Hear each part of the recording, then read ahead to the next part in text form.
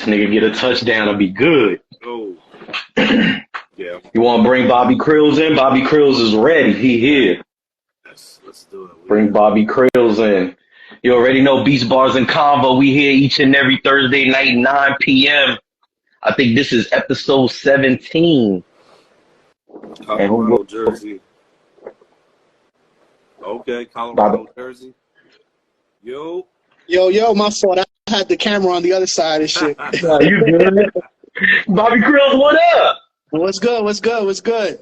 You already know. On the grind as always. I was catching a lot. It's funny when you guys requested it. I guess it's so delayed. I was like maybe 2 minutes behind. Y'all were talking about the Conway, the machine stuff, and West Side Gun in the office and stuff like that. So yes, sir. So catch me up to what I just missed, because I know I missed like a minute, right? We was just talking about, the how the flow, the whole Griselda unit, what I'm saying, how they do it, He was like Benny the Butcher, like he's still on the block. Yeah, yeah, he's still hungry. Like, how's he still hungry?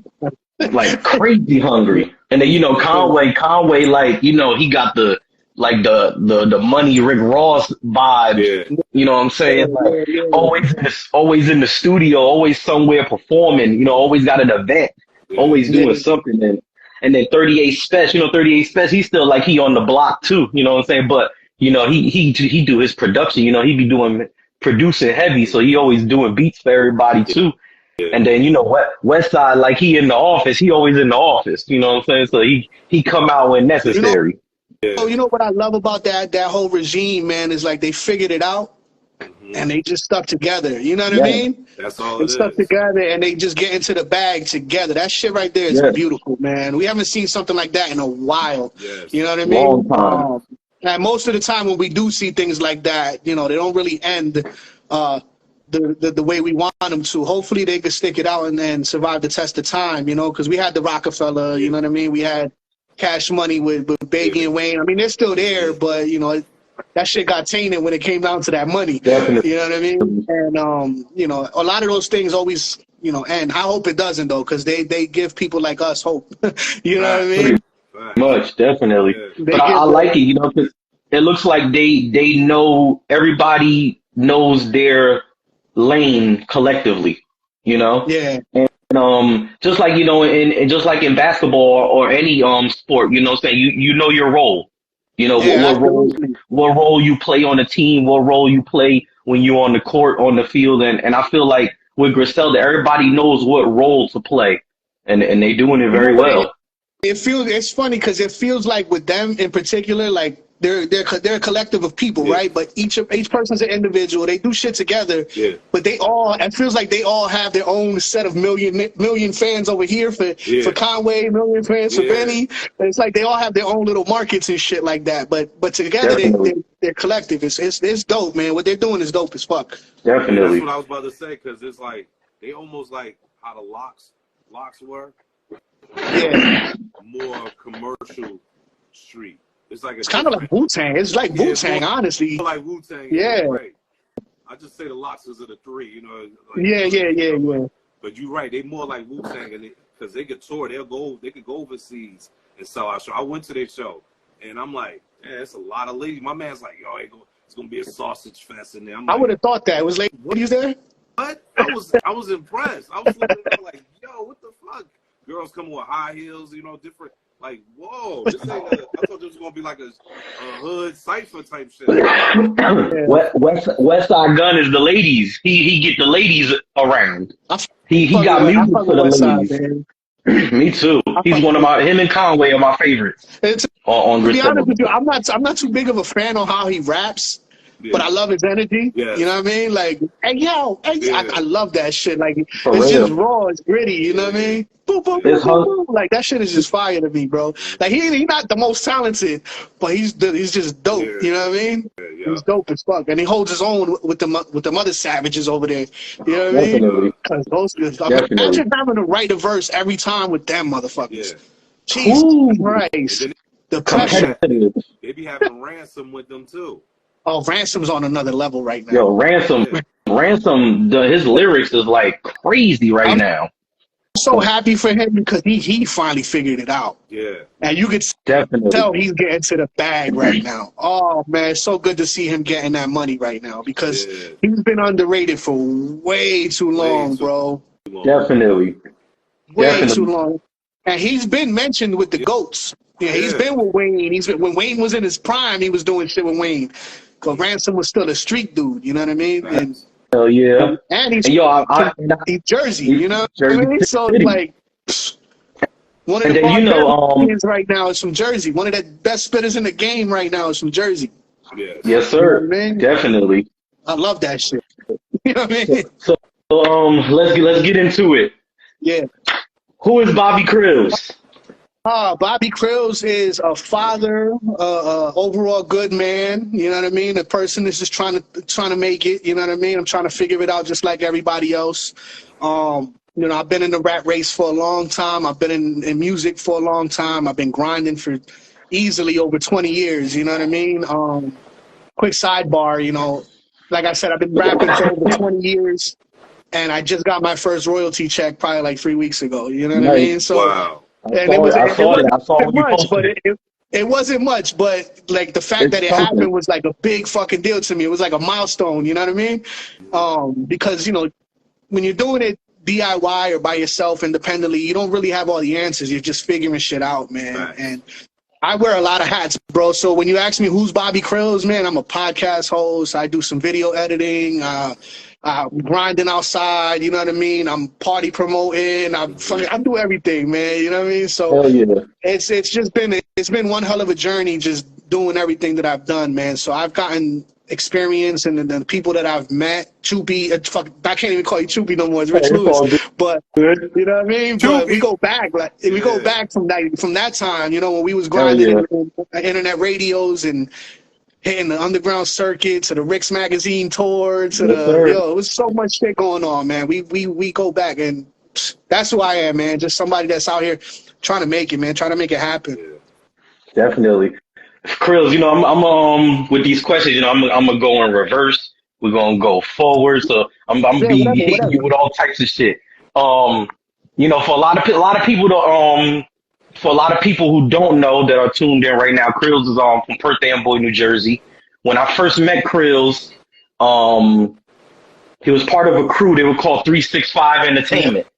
Yes, sir. You know, Crillz, whatever happened to 365 Entertainment? Those are still my brothers to this day. To this day, we fight and we do all that shit. We're like brothers. All it takes is a conversation, and we mend it back together. But as far as music goes, there's only like 2 or 3 of us that are still like active. Shout out to my brother Izzo. My boy Zoe my boy Zoe is really active. He's in LA right now. He's heavy in the music industry, engineering. He got Grammy nominated a couple years ago, doing some stuff with Post Malone. Nice. My boy Shakes is working on some stuff. He got an album coming.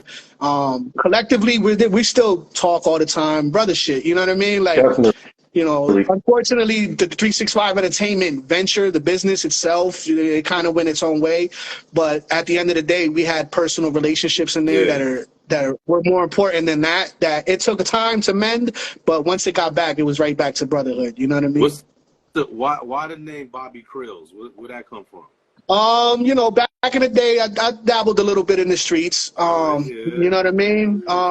As I got older, I realized I really didn't have a path to retirement on that route. Yeah. You know what I mean? Yeah. There's only 2 places you go there. We know what that is. Yeah. And it's basically, you know, product of my environment, what I grew up in. You know what I mean? What I've seen, what I've been around. You know, growing up, it was rough, you know what I mean? And not so much just the environment, just, you know, my mom's was a hustler. My aunt was a hustler, you know what I mean? Like, survival. We were surviving, you know what I mean? Doing what we had to do to survive, and it just became part of it. And honestly, when I first started rapping, this wasn't my name. I had some corny shit, but shit was horrible. But I took on Bobby Crillz because of, you know, the reasons I stated before, and also it's brandable. It's a good brandable fucking name. Like it's easy. It rolls off the tongue easily. You know what I mean? You can remember that shit. You know, so I've always had like this marketing aspect behind it as well. You know what I mean? Gotcha. Definitely. I gotta tell a story because Bobby Crillz. I don't know if anybody's ever heard this man rap. All right, first of all, he's Puerto Rican. All right. Yeah. We gets it in always, the Boricuas.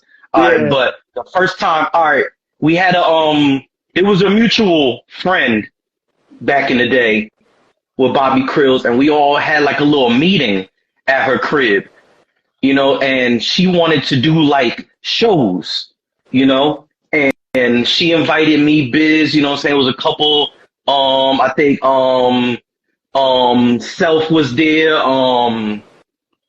it was a couple of us, and Bobby Crillz was there. What's the tall dude that used to be with y'all? Bobby Crillz, the tall Spanish dude. I can't remember. Tall Spanish Kaz. He was there. So you know, we in the meeting, you know, and she's like, you know, I want to start doing shows, and she was like, these are all of these rappers are the ones that I would like to run these shows with me. So you know, we all meeting each other that day. So maybe about a week or two later, she did a show, you know, and we all performed, and Bobby Crillz was like the last one to go up. You know what I'm saying? We all rocked it out. But Crillz, you know, he started the performance with the, I gave you fair warning, beware. Yo, when that Big Pun beat came on, yo, I looked at Biz, I was like, yo, Biz, he about to kill this shit. And we like, this like the first time we about to ever hear Bobby Crillz rap. And yo, he started going in. I was like, what the fuck? I was like, yo, this is fucking crazy. And then after that night, every show that we hit, from the Rick's Magazine tour to Don Mama's Radio, invited us to come perform at motherfucking Club Abyss. Yo, he didn't even have to do his other joint, because Bobby always, like, during that time, Bobby started his show with that. Beware. And then, you know, he did all his joints, his original joints. Yo, after he did Beware, it was like, bruh, you don't got to do no more, because that was it. Yo, you know, we in the club at Club Abyss. We all rocked out. You know what I'm saying? Everybody, you know, was vibing to us. You know, nobody don't really want to listen to nobody performing, you know what I'm saying, at the really the club night, especially if there's no big artists that we're opening up for. Nigga, Bobby Crillz with Beware came on. Yo, literally the whole club. Bobby, am I lying? The whole Club Abyss. Yo, I'm in the front row. I done heard this shit many times already, and I'm still there like, bruh, this nigga is fucking killing this shit, bruh. And me and Biz standing there, and I'm like, Biz, this is what it is right here. This is how motherfuckers is supposed to fucking rap. Yeah. Like, but that's how I met Bobby Crillz. Like that one right there, that one held me down for a long time, bro. That was like because I was rapping before that, but I feel like in my hood, at least, nobody was really taking me serious yet. Yeah. Until that one. And that one came out, it started opening a lot of doors for me. And it was like, I'm talking about, this is like MySpace days, you know what I mean? Like, this is, you know, we've been grinding that long. You know, we'll put a track on MySpace. Remember the MySpace player? We had like 4 or 5 joints on there. I missed that. Hell yeah. Grinding for plays. We were trying to get plays to hit the MySpace charts. You know what I mean? So a lot of people don't even know what the fuck I'm talking about. Yeah. But hell yeah. There was MySpace. There was charts that we were grinding for. So that we was trying to hit. Yes. So when I tell you earlier to kind of go back to what I said before, how I always had like this niche for marketing. There's just something about marketing that really intrigues me. That shit gets my brain going. I feel good about it. I love it. And I always thought about it. I'm like, without chasing clout, what can you do to stand out? You know what I mean? And when it comes to rapping on a beat like Beware, that shit takes a lot of balls. Yeah. Off the rip. Yeah. From a lyricist standpoint, because that's Big Pun, bro. That you hear, it's like, if you didn't know me, right? And this is the reaction I got when Rich says this. This is the reaction I got a lot, because I look white. You know what I mean? Yeah. I'm in the hood all the time. Yeah. Like we're in Newark, we're in Irvington, we're all over the place. Hell yeah! And I'm coming into this show, and that drops. You're like, who the fuck is this guy? Yeah. You know what I mean? But by the end of it, they're like, you know that face that, like, at the end of it, everybody's talking to you. Everybody knows your name. There's no feeling better than that as an artist, to go on stage and rock some shit where nobody knows you, and by the time you're done, everybody wants to be your friend. Crazy. You know what I mean? That shit is it was awesome. It was I saw Bobby Crillz do it at Raceway Park, and he had Raceway Park going crazy. It's a crazy show, bro. That was like, that shit looked like that was probably the biggest show that I've ever done, because I remember there was fucking beach balls in the crowd, like flying over. Nice. Yo, that shit was crazy. There was thousands of people there. It was nuts, bro. Easy 5,000 plus people that day. Easy. When I saw beach balls like bouncing around in the fucking crowd, I was like, that's nuts. I felt like I made it that day. You know what I mean? It's like, oh, this is good. You know what I mean? That shit was cool. Yo, we all felt like we made it that day. We was me, you, Ravenous, David Rush. We all performed that day. Like, fucking incredible. Killer stage. But yo, big shout out to Ravenous Prime. He tuned in right now. Big shout out to Miss Dexter. Miss Dexter, she another artist. She be out there grinding. Big shout out to everybody tuned in. Yeah, shout out. Crillz. All right, after all of that going on, Beware. Crillz puts out this joint, and it hit World Star. And I'm talking about it because Crillz was just talking about this a couple of weeks ago. Yeah. The song was featuring Rosie Red. It was like, I pick it up, then I put it down, pick it up. What was because when it hit the World Star, it got a lot of views on the World Star. What was the momentum? All right, because there was mixed feelings on the comments, and then the comments was a lot of good comments, but what was the momentum that you got from that when they posted it to World Star? And this is like 2010, maybe? Yeah. It was like 2000, I want to say 9, 10, around that time. World Star was at everything. People would wake up in the morning, not even brush their teeth, they're going on World Star. Yeah. You know what I mean? And they post your shit at 6, 7 in the morning, bro. So you're like one of the first videos on there when they post you. Bro, my phone went crazy that day. I swear to God, I got 1 million calls.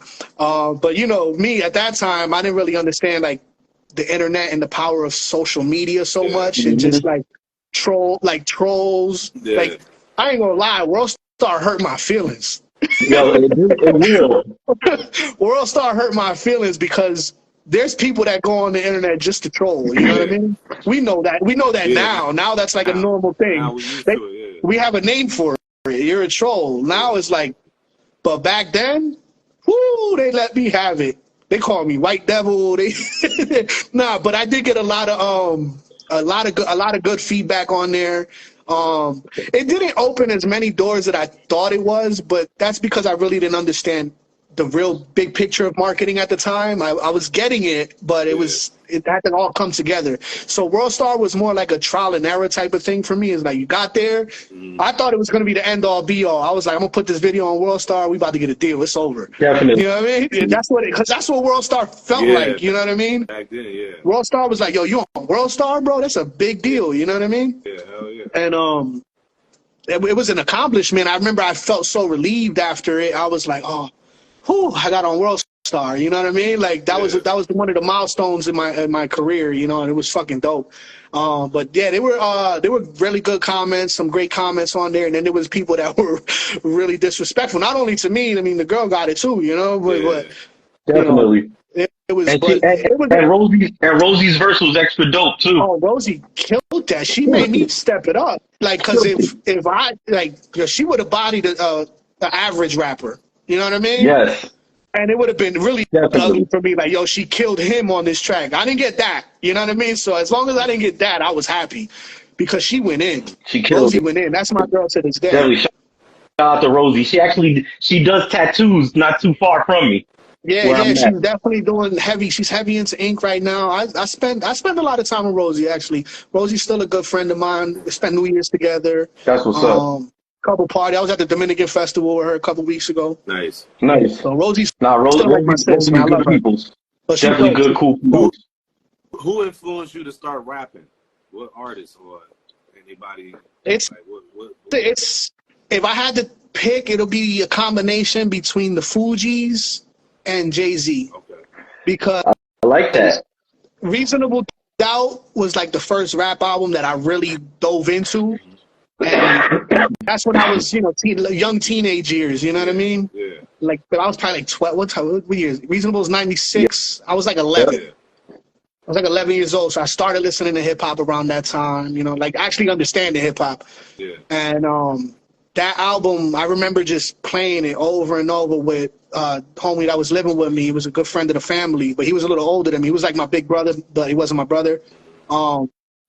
He would be smoking and shit. We'd be playing Madden together and shit, and we would just listen to that album all the time, rocking. So it's a childhood memory for me, you know what I mean? So Reasonable Doubt. And now that I'm older and I actually understand the content of Reasonable Doubt, the album's incredible. Fucking Jay-Z's amazing, bro. That's why Jay is my favorite rapper to this day. I don't care what anybody says, but then the Fugees too, man. The Score, that album right there, man. Holy shit. I mean, Wyclef and Pras, you know, obviously they're not the best rappers, but what they created in that album, bro, I must have popped that tape like 7 times. Facts. Definitely. Bro, I love that fucking album. The Score is one of my favorites. Especially the Jersey, so bro. Like, oh. Jersey. They when I remember because I live in Amboy, so I remember like the vibe of the sit. You could just that album was like the soundtrack to the vibe of that time, bro. Yeah. It was just gritty. It was raw. There was a skit on there. I don't know if you guys remember the skit. Remember when skits were a thing? Hell yeah. There was a skit with the Chinese restaurant. I want my 4 chicken wings fried hard and shit. Yeah. You know, like there was just something about that album that it just resonated so much with me. And Lauryn Hill is fucking incredible, bro. She bodied that whole fucking album. Every fucking song. Like not even like the guys didn't even stand close. They weren't even close. No. They weren't. She's my number one rap female, honestly. Absolutely. I get mad that she gets, you know, that they try to take her out the discussion. Yeah. One thing I heard you guys talking about earlier was Nas, how he's been dropping albums and stuff like that. And the first King's Disease album, he did a track with Lauryn Hill. Yeah. She didn't rap for like 20 years, yo. Yeah. And she still got it. She got on the track with Nas and destroyed that shit. After 20 years of being crazy or whatever they call her and all, I'm like, yo, talent like that doesn't leave. So there's something about Lauryn Hill that she just does not get enough respect. And Miseducation is probably the best album ever. What? The Miseducation album, she caught a lot of flack because of the beats. And that was an incredible album. They were saying that she stole the beats. Monster. From some producers from Jersey, and that's why even when she performed now, she don't perform those beats. That sucks. So that hurts to hear. Yeah, it's kind of messed up. Same. She got sued for that. So. Definitely. That sucks. I didn't know all that, you know, but I'll tell you what, that body of work was fucking incredible. Monster. Yes, monster. Rod Digger's too. Rod Digger. Absolutely. That's the first time I heard Rod Digger 2 on the Score album. Yeah, Rod Digger. 2 monster. And she's from Jersey. That mean, come on, man. Jersey got it, bro. North New Jersey, that's where we at. Hey, Crillz, you know who we used to rock with back in the day? We used to listen to Milkbone a lot. Oh, that's my brother, man. Hell yeah. That's my brother, Milkbone. I got 2 joints with him, right? I got a joint that I'm gonna release. I'm debating on releasing it now. We're just waiting till the new year. But I got a joint where me and him go back and forth. Actually, we're playing chess. It's like the concept of the song is a chess game. Nice. So it's like it's 2 bars and 2 bars. So we're going back and forth, just making moves against each other. But it's not that intricate. But it's the concept is fucking dope and the beat is dope. So Milkbone is my brother. Milkbone's a monster. That was our white boy. Hell yeah. It was like, yo, that beat. Today, people still be freestyling off that beat right now. Yeah, the most iconic freestyle of all time is on that beat. Yes. Jay-Z and Big L. Yep. You know what I mean? It sure is. That beat is fire. That's an Amboy beat. You know what I mean? Like, come on, son. That shit right there. My pops wasn't a big fan of hip hop back then, but he was like, that shit right there. Yeah. That shit fire. I remember when that song came out. I don't know if you guys remember The Box. Remember the box on TV where you could call and order videos and shit? And order your video. I used to call call and order that video all the time because the video was shot like right up the street from my house. I was like, yo, this is fucking incredible. You know, I saw my city on TV, bro. Like, Milkbone opened doors for Cats and Amboy like that. He didn't even know. Like, I talk to him to this day, and he doesn't really. Sometimes he doesn't realize it until I really say it to him. But like, he paved the way for a lot of cats in my town for sure. Yes, you know what definitely. I mean? Yo, get him Definitely on this show ASAP, please. Crillz, Yeah, I was definitely going to talk. for sure. Yeah, I was going to definitely talk to you off this too about that because I want to bring Milkbone up here soon. Definitely. I absolutely make that happen for you guys. No Definitely. problem. That's my So, brother. That's Crillz, all the time.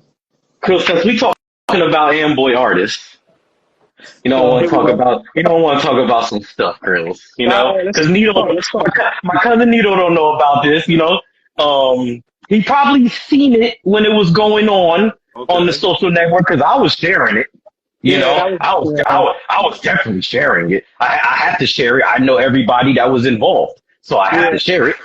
So there's an artist / engineer / producer goes by the name of Monstars Beats out of Perth Amboy, New Jersey. So one day, I'm on the social media. He was just like. I'm guessing at this time he was feeling himself, he was feeling himself a whole lot.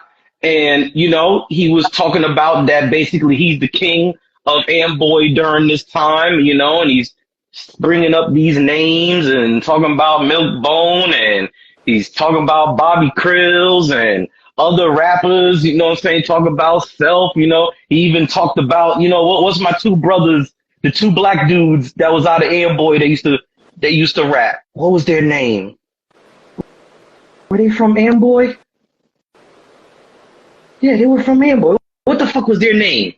What was their name, Crillz? Shaq One and dude, Reels? I think, Shaq and Reels. Yeah, they cousins. He brought them up. He brought them up. That but he's bringing up all these names. He the king of Amboy, blah blah. So I'm like, honestly, he was saying New Jersey. And he was like, I'm the king of New Jersey. Wow. And I'm like, we all responded like that. We all were like, wow. I'm like, yeah,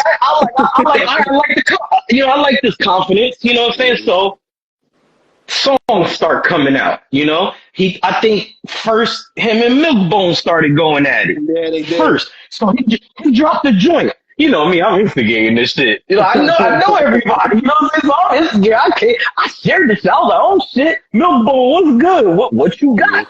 Nigga, that next day, this nigga Milkbone dropped some. I was like, yo, he was killing Monstar, yo. He was like, Monstar Beats. You ever watch when I tell you, he looked just like one of them. He looked just like one of them. Real shit. He looked just like one of them. He looked like the tall blue one, doofy dumb one. Like to be, the tall one out of the Monstars, the blue. That's who he looked like. All right. So after that, he comes out with another one, and I think Milkbone came out with another one, and then that kind of like, quieted down, and then he drops another joint. And I'm like, I started listening to this joint. I'm like, oh shit, he talking about Crillz now. Like, what the fuck is going on? And I shared this shit. I'm like, oh shit, share. I tagged Bobby Crillz. Everybody started tagging Bobby Crillz. I tagged Bobby Crillz. I'm like, Crillz, fuck that. You better kill this nigga. Nigga, not even maybe 2 days later, Crillz had like a whole video, all of that for this shit. And Crillz started spinning your Nito. I was like, oh shit. Oh, you got to Yo, I'm gonna share it to you because I can find it. Yo, Nito, when I'm telling you. You know what's funny? Because lately I've been doing a lot of Throwback Thursday shit, and I was going through my YouTube channel today, and I was gonna post that one today. I was gonna post it. It's called it's called Self-Assessment. It's on my YouTube channel. I'll send you guys the link for sure. I was listening to that shit today, believe it or not. But before I get into my question to you, Crillz, Nito, when you how females these days, they be like you when you read a person, nigga, he me, like, because Crillz, you know, they know each other. They know each other more than I would know them. So Crillz was saying stuff. I was like, oh shit. That just got like, I was like, oh shit. Every time, like every other bar Crillz was saying, I was like, oh shit.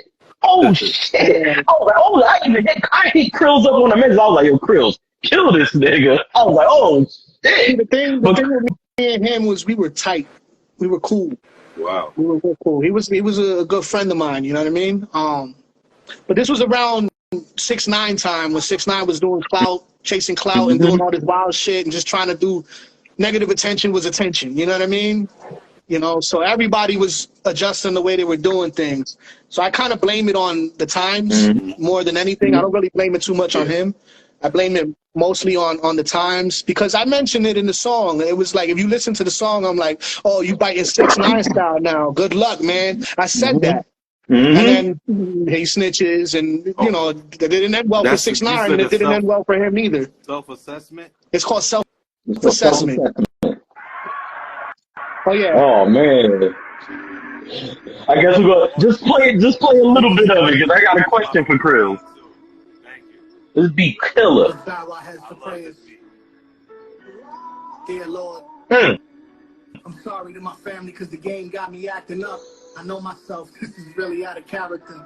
They say charge it to the game. A good man was selling soul, just trying to pursue the fame. I never changed. Look, I'm the same. It's too real to comprehend. End of the road, I'm turning these boys to men. That boy paid. I open up the floodgates. You wanted beef, I let the city serve you upstate. Those young boys get you. You lost yourself, that's what's really disrespectful. In about 2 years, you'll understand me. J Smalls, I never trip out of respect for your family. You're a smart kid, and I'm praying that you will listen. Monstar is not a king, he's not even in position. Woo! The couch. Cause real respect, real, they in the pouch. Ouch. I think it's time you grow up, fam. You biting 6ix9ine style now. Good luck, man. Fan. I know you don't like real. The video is paying light bills. To make your fans like Crillz. Double meaning you don't really want to fight reals. You the definition of exactly how a dyke feels. Respect to the studs, but homie soft. Trying to understand the love you just lost. And I understand you wanted it, don't matter the cost. A true leader shows and proves, not the man to be boss. Look. That's good advice, because I am one. Begging for attention in a city that you can't run. Not because your music, man, is cool. I can't front. It's more you. You don't move like a man does. I see it in your posture when you stand up. I'm so surprised your pop's not telling you to man up. She got a team, I got a wife, and she don't rap. She just sit in the back and pay the price. Your support is what you ask for. You'll never be shit, and I just wish that we could fast forward. You feel young around those kids. I was gone for 2 years. I tried letting you live, and now we're here. I guess it was bound to happen. I'll give you the crown, and you'll still suck at rapping. I wish you well on the audio trapping. My comeback is like Jordan. You are hardly a factor. Look, you should learn to pay taxes. You've gotten better, but it's time to resume practice. Stay focused, your time is quickly passing. When rapping don't work, you can always just mix and master. I'm finished with this bastard. The city keep attacking, we all know that he's a faggot. For a minute I was mad and I saw that you worked your plan. But it doesn't take away from the fact that you're not a man. Little advice, start thinking in advance. You need to learn to spell if you really gonna stand a chance. Your whole career is a fabrication. When this beef stop, you still be in your mammy's basement. Woo! Crillz, why respond to him? Yo, it was getting out of hand, bro. You know what I mean? It was getting really out of hand. He was really disrespectful, bro. He was talking about my kids, my wife, you know, like at the time. It was just like, yo, man, like, you know me, bro. You know I don't, when I market myself, I'm in my own world, bro. Like I see everybody else, but I'm focused on what I got going on, you know what I mean? So it's like tunnel vision. And then they keep throwing rocks, bro. Keep throwing rocks. Eventually, I'm going to have to bite back. You know what I mean? Like, I really didn't want to. It's funny because you guys were talking about how you got to battle and rap and it's a sport, and it is. It is. So, you know, in the spirit of competition, you take that and you rise to the occasion. I've been battle tested a few times. You know what I mean? And it's always cats from the hood that that's their way of getting at me. You know what I mean? It's like, if that's your approach, Good luck, bro, because I've been doing this shit for a while. I'm pretty good at it. You know what I mean? For real. Pretty good at it. I can put it together. You know what I mean? And he stopped. I think he tried to come back after that one, but I don't think anybody was even listening. Yeah. It was at the point when I put that out, like the response I got, just from a data analytical point, it was bad because, like, I think if you want to break it down to views and shit like that, I think I had like 10K views in like a day or two. You know what I mean? He probably had like 400. You know what I mean? Like, look, Rav in the comments like, wait. I don't even think Rav knew about that. You know what I mean? But nah, that happened.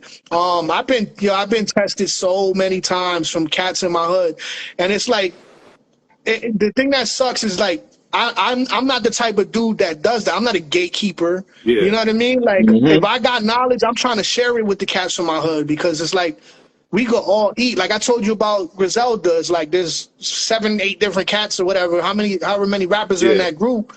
They all got 1 million fans of their own. Nice. You understand what I'm saying? Like there's enough people on this planet for me, you, Rich, and Rav, and whoever else is in there to have 1 million fans of our own. I don't have to try to stop you from getting this shit. So real shit. To me, it's like when you do shit like that, it's clout chasing. You know, and I don't respect cloud chasing. You know what I mean? Maybe it's because we come from a different cloth. Yeah, you know what I mean? It's too corny.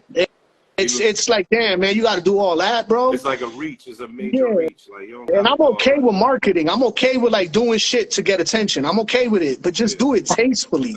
Don't. Hey, Crillz, I'm ignorant, but he's still in his mammy's basement. Yeah. Oh man. Yeah. Jesus. Shout out to Bobby Crillz. I predicted that whole shit. I called it 4 years ago. You know what I mean? I see. Come on, man. We're not stupid. When you live life and you got kids, you got family, you got work, you got, you're juggling, you're paying attention to the economy, you're doing everything you can to get right in life. You can see when somebody's stagnant. You know what I mean? Definitely. And it's like, damn, bro, that's the length that you're going to because that's what you think is going to get you to that next level. When in all reality, that's not doing nothing but harming you. And honestly, not to say that it killed them, but I haven't heard much since. Me neither. You understand what I'm saying?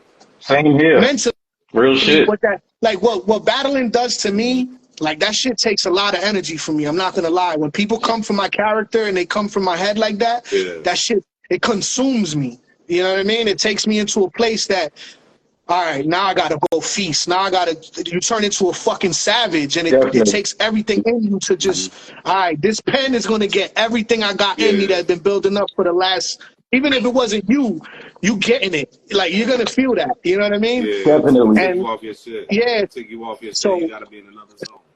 So I try to take, I try to take like my feelings and put it out on paper. If you listen to my music, it's very easy listening. It's not the most complex rhyme schemes or rhyme patterns. Yeah. It's more about the in-between the bars. It's more about what's in between. The rhyme is the rhyme, you know what I mean? But to me, what's most important about writing and verses is what's in between. The shit that doesn't rhyme is like, what are you saying that's leading up to that rhyme being powerful? Yes. You know what I mean? So those words in between the rhymes are very powerful. So that's how I kind of write my songs and conceptualize things like that, because that's where the feeling's at. The rhyme is dope, but I don't think the rhyme is as powerful as what's said before it, because that's what sets up that. It's like the alley-oop for the rhyme. You know what I mean? Yeah, it's like, damn, oh, he said that. Oh, he said that. Oh, you know what I mean? Like, damn, it's like it's more powerful. So it's like words are very powerful, man. And for a long time, when I was coming up, I wasn't sure that I could compete with a lot of people. You know what I mean? I used to.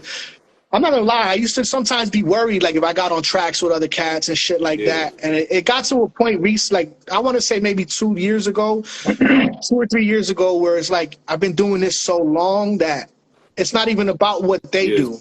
You know what I mean? It's about what I do. You can get on a track with Lil Wayne, but don't try to be Lil Wayne, bro. You know what I mean?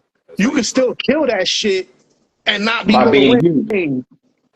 On the same beat as Lil Wayne, you know what I mean? Yeah. Just like they said with J. Cole and Benny, they was like, "Oh, J. Cole killed Benny on that," but I'm like, Benny held his own on his. Yeah, I think they They both did fine. It was awesome. Yeah, I thought that was an awesome track, but you know, they be always trying to make you be somebody that you're not. You talking about the Jimmy's Cadillac thing? Yes. Yeah. J. Cole definitely displayed some elite shit there, though. That was definitely. He's an elite rapper. Yeah, but Benny held it down for sure. He didn't get washed. No, you know what I mean? Definitely not. He didn't get washed. No, definitely not. If anything, that's a credit to Benny because he brought that shit out of Cole. You know what I mean? Because Cole was like, "Oh, I'm about to get on the track with this motherfucker. I gotta go." And he did, you know, and that's the beautiful thing about collaborations because sometimes there's collaborations where it's like, all right, we're going for each other's heads in a friendly, competitive way. You know what I mean? But then there's collaborative times where you're just making a dope ass track. You know what I mean? And it's not so much about, did you kill it lyrically? You know what I mean? It's more like, oh, this shit is just fire. You know what I mean? How do you feel about the females that's out right now? I'm accepting of it. You know, it's not my cup of tea, but rap is a fairly new genre. Hip hop's a fairly new genre, and it's growing, man. It's right now we're shifting. It's just shifting into different areas. It might cycle back into what we really like, but I just think it's evolving. You know what I mean? I'll tell you the one thing I don't like, and it's not that I don't like the rappers. These drill cats, these younger drill cats, I'm okay with the content. I'm okay with the beats. I'm okay. Their voices to me, they sound like children. They do. You understand what I'm saying? They sound like they're little kids to me. So it's like, I can't really vibe to you, bro. Like, I will give you a wedgie and take your lunch money. You know what I mean? Like, that's how I feel about it. You know? It's one drill rapper that I thought was very convincing in how he delivered it. Pop Smoke. And King Von. Yeah, King Von. So I can't really comment on King Von because I didn't really listen to him. Yeah, how he like King Von a lot. How he you know, you could tell the real from the fake, and the people that's just watching it or just trying to be a part of something. Because a lot of them feel like it's a trend now, and they just want to do it. They want to talk about their ops and smoking this dude. They just watching somebody else say it, and they know. They just acting. That's actors, bro. There's a reach. Like they just reaching another reach. Like, oh, I'm just trying to do something. So I'm not a big fan of the drill shit, but I like some of it. Yeah. Like you said. Like I fucked with Pop Smoke heavy. I loved his voice, baby. Baby don't trip. Like I love that. He was dope. I fucked with Chief Keef. Yeah. I like Chief Keef a lot. I like Chief. Lyrically, he's not good, but his energy's dope. You know what I mean? And you know he's dope. I like Dirk a little bit. I like Dirk. I like Dirk. I like this guy's not really trill, but I like 21 Savage a lot. I like 21 Savage a lot. I like 21 Savage a lot. Yeah, he's dope. Yeah, he's dope. He's dope. He made me a fan when he did that track with J. Cole. That's when I became a fan. Like I heard him before that, but then I was like, all right, you saying some dope shit. Like you touching my heart. You know what I mean? The track he got with Nas too. After the whole they was having back and forth. That was pretty dope too. Shout out to Nas for that. That was mad classy, bro. Hell yeah. That was mad classy how he responded to that. Yeah, because everybody wants you to do the other shit. They always want you to be something. Nas is not that. That's why sometimes I get so aggravated with hip hop is because they expect the negative retaliation. Yes. All the time, bro. And that shit, from the rapper's point of view, that shit is draining. Yes. Like, that shit is not fun, bro. Like, that's not the fun part of music. I got you. When somebody's trying to kill you, bro, like, they're trying to take your career and throw that shit in the trash, bro, and you got to defend it, that shit is hard, bro. That shit is not... Definitely. You see what these... That's why, like, I can't be one of them on-stage battle dudes, bro. Like, that's, that's crazy. It's hard. Them dudes got... That's first of all, you gotta have thick skin. I'm not gonna let you just sit up there and disrespect me like that in my face, bro. Like that. And then rapping a cappella like that is hard too. Like going 6-7 minutes rapping a cappella, like it's tough. It's tough to do. They're a different breed, though. To do. They're a different breed. And I love that genre is starting to like. That shit's blowing up. That shit's blown up. If a label wanted to sign you right now, who would you want to sign with? Honestly, I want to keep going the DIY route because at this point, you know, I'm not a spring chicken. You know what I mean? I'm a little older. I'm not gonna be a superstar. You know what I mean? Yeah. But I can cultivate a fan base right now that can support me as an artist. You know what I mean? And that's what I'm working on. But if I did have to pick and choose, I would probably want to be somewhere with Rock Nation. You know what I mean? Yeah. Definitely. Yo, you know what? Definitely. A lot of people, I feel that's a good place to be because you got all of those artists you can work with. Shitload of resources there. They got all the resources you need, bro. Facts. And Jay-Z's fucking president of the fucking Super Bowl committee. Like, come on, man. Like, if you're not trying to be around hoes, there's something wrong with you, bro. Like, this whole like trash and hoe, like these new cats, man. They're killing me with this disrespecting Jay-Z shit, bro. Like, yeah, I get it. Y'all young, y'all didn't see it, y'all don't. But dude, you don't understand what he's done. Yeah, you know what I mean? And like, what he's still doing. Yeah, like what he's done for hip hop, what he's done for people. It's just, it's unmatched. I don't think we're gonna see anybody make that much of an impact in a long time. It's gonna be a while before we see somebody do that. He's just all over the place. Facts. There's a lot of rappers underground. Definitely. So Crillz, you know, I know, you know, you do a lot of stuff. You know, you artist, you know, writer, you know, as you said, father. But you know, I know you also are in this podcast scene. Yeah. You know? Yeah, absolutely. So what's the name of the podcast and what made you want to get into this podcast scene? I believe I have a similar mission as you guys. I feel like you want to highlight and shine light on people that kind of deserve it. Yeah. That need to be having light shined on them. And, you know, there's a lot of people that I've come across on my journey that are moving, that haven't stopped moving, or just have made an impact in my life that I feel like people should know about. You know what I mean? Because just because they're not A-list celebrities doesn't mean that they're not move makers or trendsetters. Or Definitely. I've seen some of my closest friends, some of my you know, peers and colleagues, I guess you could say, with rap, do some of the flyest shit ever, bro. Like, I had an interview with my boy D-Roy the other day, and we were talking about it. And we were talking about his journey. D-Roy's great. His journey's incredible, bro.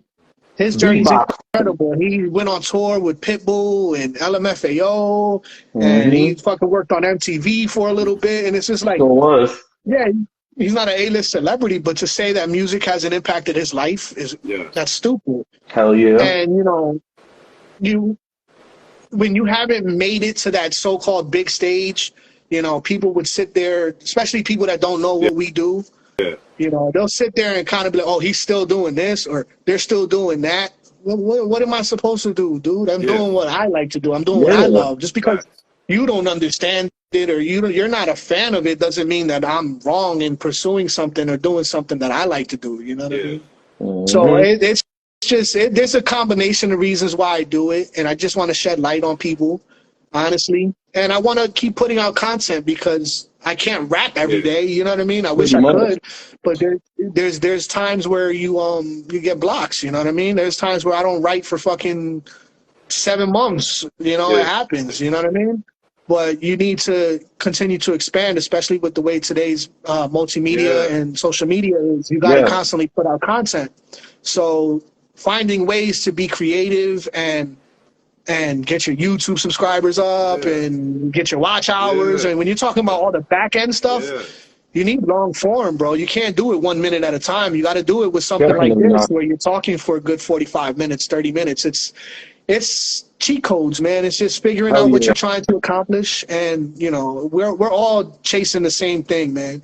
We all are, you know, and then that's why when you guys ask me to come on here, I'm like, please, yes, I need it. You know, I need the content. But it's respect as well. It's like, yo, as creators, you guys respect me, and I appreciate that. You know what I mean? Definitely. Likewise. You already know, Crillz. You know, we're not just rappers anymore. We're content creators. I think everybody's become a content creator. Now you're not just a rapper anymore. The world has changed, and everything is evolved into content. And you can have the shittiest content, but as long as you're putting out content and you're putting your face in front of these people on their phone, you're good, you know? We got to approach it like... You know what it is? It's like you forcing your fan base, his fan base, whoever else is on his fan base to mesh with each other. Because a lot of people be trying to be uptight, like they don't really want to, you know, it's like forcing. So let me do the Jedi mind trick and go around you and make you mesh with each other. There's so much of that going on. Like right cross now. promotion. It's cross promotion. Yeah. I love it. I love it. I want that. Definitely. Because you guys might have 2,000 people that never heard of me ever in their lives. But you guys did me a favor and you put me on a flyer and you put my name there, and at least now they saw my name. Yes. They saw my picture. They might not follow me, they might not, but they might see it again later down the line somewhere else, and like, damn, I seen this guy somewhere else before. Yeah. So it's just planting seeds, bro. It's just planting seeds. And eventually you watch the plant grow, and like my man Seth Rogen says, you fuck the plant. I don't know if you guys ever watched 40-Year-Old Virgin. No, 40-Year-Old Virgin is the shit. Hell yeah. Like you plant the seeds, you watch the plant grow, and then you fuck the plant. Fuck the plant. Hell yeah. Any artists in the industry right now you want to work with? Absolutely. J. Cole, Big Sean. I love Big Sean. I want to test my pen. I definitely want to test my pen with Ransom. I definitely want to do that. That's like a bucket list for me. Yeah. I want to fuck with Russ. I like him. I like Russ. Yeah. I want to get into more of the top 40 artists as well. I want to get into like Dua Lipa. Like I fuck with her. She's dope. Honestly, if I could meet Taylor Swift, I'm gonna try to bag that. I'll be her last boyfriend. Yeah, for real. Why not? I'll be the one that stops all the bullshit. You know what I mean? The one that stops all the songs. But her, you know, I want to touch everything, man. I want to touch everything. Anything that's gonna inspire me creatively, bro. Lately, I've been in the studio with some creative dudes. Shout out to my man Rockstar. I've been in the studio with him.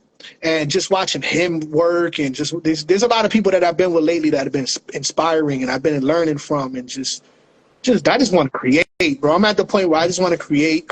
I don't give a fuck what it is. It could be boom bap, it could be trap, it could be drill, it could be fucking pop, it could be techno. What do you want to do, bro? Let's just create. You know what I mean? They said, "Would you make great music?" Dicky. Absolutely, I fucking love Little Dicky. Yo, I haven't listened to his music in a minute. He's dangerous. He definitely be spitting. Yeah. Dicky's dangerous. You don't want to be the rapper that gets on a track with Dicky and he washes you, bro. Yeah. For real. Shit. You don't want to be that guy, bro. Imagine that. He got the clown bars, but he almost like a... Yo, do you watch his show? Do you watch his show, Dave? Nah, I don't. Watch that show. As a fucking artist, bro, that's the best show in the world, man. Definitely. It's fucking incredible. You gotta watch that show. So it's hilarious. It's a hilarious show. It's got a shitload of what do you call that when people come on the show? Cameos. Yeah. You got cameos. Drake's on there. Rick Ross. Yo, endless, bro. And it's a fucking great show. And it talks about his struggle. The show's about him as an artist. It's about him trying to become a famous rapper. Wow. But he's playing himself. You know what I mean? Crazy. And I'm gonna definitely check that out. That show is incredible. Honestly, I laughed. I've cried watching that show. I've cried watching that show. I'm not gonna lie to you. Wow. That show, Dave, is powerful. Definitely gonna check it out. And you wouldn't expect it because it's fucking Little Dicky, but Little Dicky's the truth. Yeah. No, I'm gonna definitely check that out. Crillz, what since you know we in the podcast thing now, what other podcasts do you listen to? And why do you listen to them? My journey with podcasting started with fantasy football, to be honest with you. I was in some really heavy leagues where the cats were fucking animals, the dudes I was with. So I had to find shit to like, how am I going to get better at fantasy? Because they kept taking my money. So I started listening to podcasts. Then I got into Tax Stone. When I got into tax season, that kind of opened the door for me for hip hop. Then he got locked up, and I never got into the Joe Budden thing, so I'm not really a big fan of Joe Budden. Joe Budden either. I'm not. I can't. I find it hard to support him. I want to. I want to. This nigga is weird, bro. He's weird, yo. Joseph is weird. Yeah. I'm telling you. He's a great, incredible MC, bro. But incredible artist. He's just too much. He's too too much for me, bro. He's like, weird. I don't know. He's too much for me. But then I got into Drink Champs. Drink Champs, I religiously listen to that shit. I've listened to every episode. Yeah. Right now, I'm listening heavy. This is good for any artist that's listening, if you guys are listening. Listen to the Cheat Code. Wendy Day, Ferrari Simmons, and what the fuck is his name? Ferrari Simmons and the guy with the beard. I forget his name. It's a phenomenal podcast, bro. If you're trying to learn the music, Wendy Day is the truth. The Rap Coalition. And I don't know if you guys know about Wendy Day, but she is official. Nice. And this is an old white lady, and she is just giving game. It's just nonstop game. Check it out. Yeah, I got into that one probably about a month ago, and I binged that shit at work. I went through like 75 episodes in like a week. Yo, it was nice. It was just consuming, bro. It took me, bro. There's a good episode. You guys might appreciate this podcast. It's called The Blog Era. I don't know if you guys heard about that. That one's good. They talk about the whole era from what the blogs got popular, from NowRight.com to Joe Budden TV to our era. You know what I mean? Like MySpace, everything. I'm gonna definitely check that out. The Blog Era. I like Cam and Mace too. They pretty. Cam and Mace are fucking hilarious. Yeah, their shit is hilarious. I listen to the one that I listen to all the time. I watch $1 Million Worth of Game. Wallow and Gilly. I fuck with that. I try to watch. I've almost watched all of their episodes so far since they started. And I'm a big football fan, so I watch a lot of film breakdown shit. You know what I mean? So it's like my Lions are looking good this year. The Jets pulled off a big win the other day. That was fucking huge, bro. Huge win. Yeah.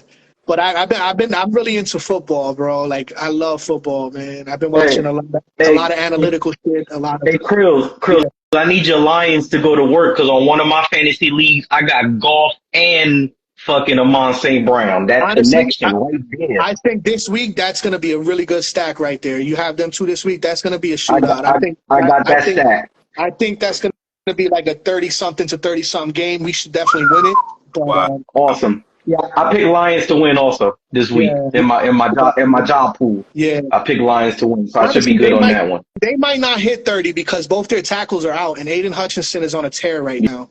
Yep, he sure is. Yeah, so players getting hurt like crazy, and you know my Jets. We took a bad loss, but you know next man up, and I got Jets winning Sunday in Dallas. I'm gonna tell you something about the Jets, man, and Aaron Rodgers. And this is hard for me to admit because I'm a Lions fan. I don't know if you guys can see this, but I am really you Detroit. Yeah, I know you're Detroit fan all day. I'm the only guy in Jersey that fucking represents the Lions for a long time. But I hated Aaron Rodgers for a long time. That man was a boogeyman to me. Of course. You know what I mean? He was in the NFC North. I've watched Hail Marys. I've watched game-winning drives multiple times in my life. You know what I mean? When he got traded, I was the happiest man on the planet. I said, keep his ass far away from us. I started watching Hard Knocks, and I grew to love him. I ain't gonna lie. He's fucking awesome as a person. Yeah. He's dope. He really, like, as a person. So I was rooting for him this year, man. I wanted to see him do good. But I like the relationship that him and Zach Wilson cultivated. Yeah. I think Zach Wilson definitely learned a little bit from him this summer. He still does dumb shit, though, because you've seen it on Sunday or Monday, whatever day they play. He does. But hopefully with Aaron Rodgers in his ear, you know, maybe he could be a little bit better. And Aaron Rodgers did put out a statement the other day saying that he is coming back. It ain't over. Yes, sir. He is coming back. So I'll pray for him, man. It's unfortunate because you guys, oh, man, that defense is fucking serious. Jordan White had three picks. 3 picks. Yeah, that was fucking Quincy Williams had 12 tackles. Jesus Christ, man. Yo, that defensive line is scary, bro. Like, bro, we're gonna bring the noise on Dak Prescott on Sunday. We're gonna bring the noise. That's gonna be a good game, bro. Yeah, I hope that's gonna be a good game. Joe Flacco. We ain't gonna pick up Joe Flacco. If we're gonna pick up somebody, it's gonna be somebody that nobody even gonna think about. It's gonna be like Matt Ryan. Matt Ryan's still out there. He's still trying to play a little bit. You know, I'd rather go for a trade and go grab up Matt Stafford. You know, he could be the backup. You guys traded all your equity. I know. You guys don't have picks. You can't trade right now. You're gonna have to sign somebody off the street. Well, we do have that first round pick because Aaron Rodgers went down. Oh, so we got our first round pick back. You want to give that away? You know? You might as well get probably not. Probably not. No, I don't want him either. Hell no. It's been like 7 years. He got to let it go. Yeah, it's over. You made your statement, bro. I respect Colin Kaepernick because he did some shit that not a lot of people would do. He's a martyr, you know what I mean? But he ain't definitely. He was definitely a great player, but his time is up. Yeah, he ain't playing no more. These boys are 21, 20 years old coming out of college, bro. He cut it out. Hey, Crillz, he ain't saying nothing, but there's a Giants fan on top right there. Right here, sir. Oh, yeah? Yeah. He said, look, Crillz said, Honestly, I don't think you guys are as bad as you played, though. I don't think so. Nah, definitely. I don't know what happened on Sunday, but they're definitely not. That's nah. I got that. They should beat the Cardinals by like 30 this weekend. Oh, they're gonna smack the shit out of the Cardinals. They're gonna do it. They're gonna smack a lot of people after that. I think it was a wake up check for the whole. I think all that hype around. I think it just got out of hand really quickly, and it got overwhelming. It was just like, all right, we're just. Because we had joint practices with you guys this year. You guys were tough. You guys are not. You guys have depth. You guys have a team. Yeah. But that shit made Brian Daboll look really bad. Yo, for real, it did. Like that first 5 minutes. That first 5 minutes, it got ugly. He was on a honeymoon, bro. He was on cloud 9 coming into this season. He was like the hottest shit in New York. I didn't listen to the radio after, but I'm pretty sure fucking Greeny and all them guys in the morning, they were fucking killed them. They was killing them on fucking Get Up on ESPN in the morning. They were killing the Giants. I believe it. But I know I like Salah because Salah was supposed to – he should have been a Lions coach. He was supposed to be the Lions coach. I know he was y'all interviewed him as well. No, I don't think we got to. We didn't get to. We were supposed to interview him. Nah, we were supposed to interview him. We wanted him because he was a homegrown product. Yeah. He's from Detroit. He's from Michigan. Yep. And Base Wave, what up? But I'll take Dan Campbell. Dan Campbell's the fucking man right now. I love him. No, y'all good. I like Detroit's team. I got a lot of pieces that's moving around. Everything's looking good in Detroit. I like it. The thing about Detroit right now is it's not even the team. It's the back office, bro. Like our GM, he's that fucking dude. I haven't ever been able to say that. He's that dude, yo. Finally, even over the Jets, Joe Douglas, you've been trying to make it work for us. So Joe Douglas has been beasting. He's been killing the NFL, bro, with the trade. Is he the one that got the Jamal Adams trade? Yeah, he did the Jamal Adams trade. Yeah. That was his first season. That was the one that set y'all up. Yep. You guys are right now reaping the benefits of the Jamal Adams trade. Yeah, because that's crazy. The Jamal Adams ain't doing shit over there on the Seahawks. That was you guys fleeced the fucking Seahawks. It was like, yo, he's been raping cats for like the past 4 years, yo. Joe Douglas he's one of the top GMs in the league. I mean, definitely. That's how deep I pay attention to football. Yeah. Like I watch GMs and shit. Yeah. You know what I mean? Like I love football, bro. Like I love GMs. Joe Douglas is he's a beast, bro. And I'll tell you what, Brad Holmes right now is right there. He's got to be top 3, bro. Our first 4 draft picks this year are fucking phenomenal right now. Phenomenal draft picks. Y'all, the last couple of years, y'all been making some crazy. When y'all grabbed up Amon St. Brown, I was like, oh man, he gonna be fucking problem. Bro, we got him in the 4th. We got him in the 4th round. He gonna be and I said, and even my son said it because my son, he watched college football heavy, and he was like, Daddy, that pick that Lions got with Amon St. Brown, he was like, watch when he play in the NFL, and he been killing it, going crazy. Oh, you gotta check out their podcast. He got a podcast you guys should check out too. Who, Amon St. Brown? Him and his brother. They both got a podcast. It's called the 33rd Team. I got definitely check that. You know what I just started watching? I started watching The Pivot. I don't know what that is. What's that? That's where Ryan Clark and Fred Hammond and the other dude, I can't remember the other. They got that. It's called The Pivot. Check it out. It's pretty good. I'll check it. Definitely pretty good. I started watching it a couple of days ago. I'm trying to catch up on back episodes and shit. Yeah. Yo, Bobby Crillz, you got something for us, man? As far as a 6 I wasn't prepared at all. Not today, man. I threw it out there. I just wanted to see, Yeah, no. I actually just got into an argument with somebody. I'm not there right now. Hey, it's all good. But I do got some new music coming. I got some stuff in the stash. I'll definitely be sharing it with you guys. Doing all that stuff. That was gonna be my next question. What's next for Bobby Crillz? The podcast, I took a little break. I'm upgrading the equipment right now. I got the new mics coming in and stuff like that because the audio was kind of killing me. It was really bad. But I'm improving that, and I'm working on music right now. Like I told you guys before, I got my first royalty check the other day. So now I'm like registering. I had a whole backlog of all these songs from years ago that I didn't even register the right way. I didn't do anything the right way. So now I'm doing a lot of back end work on the back end with music, and that's what I'm working on right now. I'm working on trying to get some sync licensing deals as well. I'm trying to get on Netflix, some video game shit like that, because that's kind of where I need to be right now. I'm at the age I'm at. I'm not gonna be a fucking Lil Durk, or I'm not gonna be that guy right now. You know, so if I can make my money in other ways, which there's plenty of ways to make money in music, it's not just, you know, that's the pivot that I gotta take. You know what I mean? That licensing for the video games, you a gamer already. Yeah. So that it's already you play Madden heavy, so Madden will be the first touch, of course, that I know you're gonna try to get on heavy.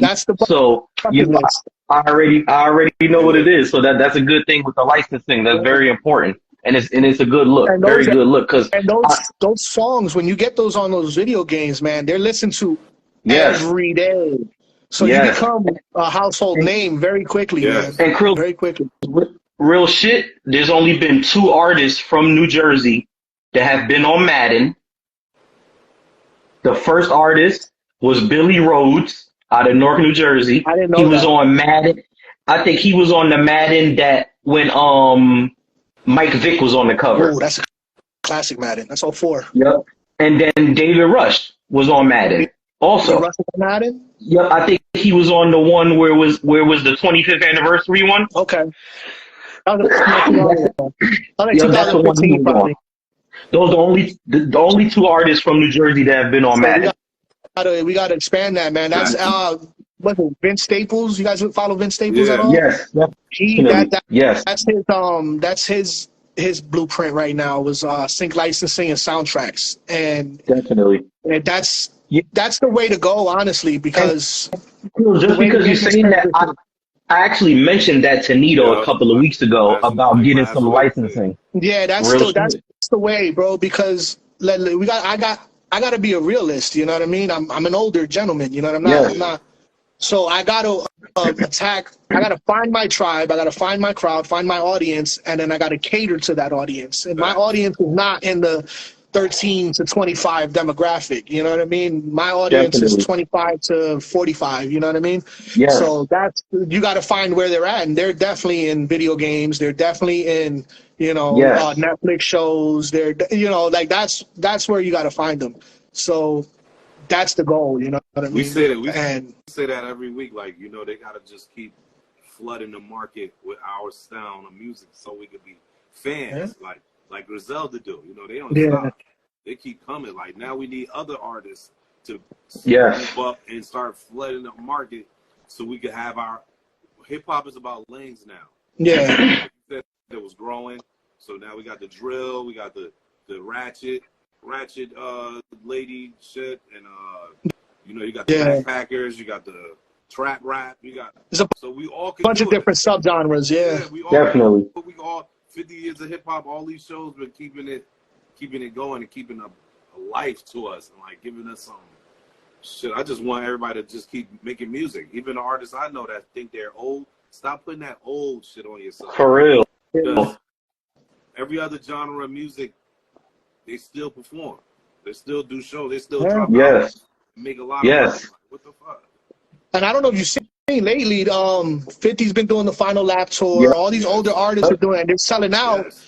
And these newer artists are not getting anybody in attendance. Yes. It's crazy, you know? So it's like... These newer artists are canceling shows. Yeah.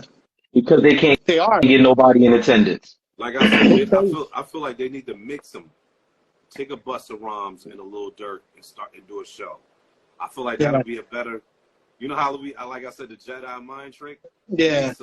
Put 50 Cent with 21 Savage or some. You know, just let's try it out. Do something, a different type of thing. Hell yeah, definitely. And I tell you what, two different vibes. The older artists are 100% for it. Yeah. They're 100% for it because we understand that it's cross marketing, bro. It's cross promotion. It's like, yo, how do you expect a 13-year-old to know about you if you don't do nothing for a 13-year-old? You know what I mean? Like, you got to do something for a 13-year-old. So, like, goes back to the podcasting stuff, you know? Like, that's a good way to kind of identify your crowd because, you know, YouTube Studio, I don't know if you guys use YouTube Studio, but YouTube Studio shows you the analytics from your channel. It shows you the demographic of people that listen to it, what age they are, where they're from, all that stuff. So all that information it's important. You just got to know what to do with the information. So I noticed, for instance, that my podcast gets listened to by people that are between the ages of 25 and 45. Yeah. In my head, I'm like, that's fine, that's good. I'm going to keep catering to them, but I also want to expand past that because podcasting is not just for one group of people, that's for everybody. So what I did was I went out and I found a guest that was in that demographic, that age group. So I've been following somebody for a long time. I've been following this guy that I went to school with, and his son plays football. He's been training his son football for years that I've been following. His son's now a senior and he's going into his high school year, and he's a specimen of an athlete. 6'2", 205, quarterback, safety, kid hits hard. Nobody wants problems with this kid.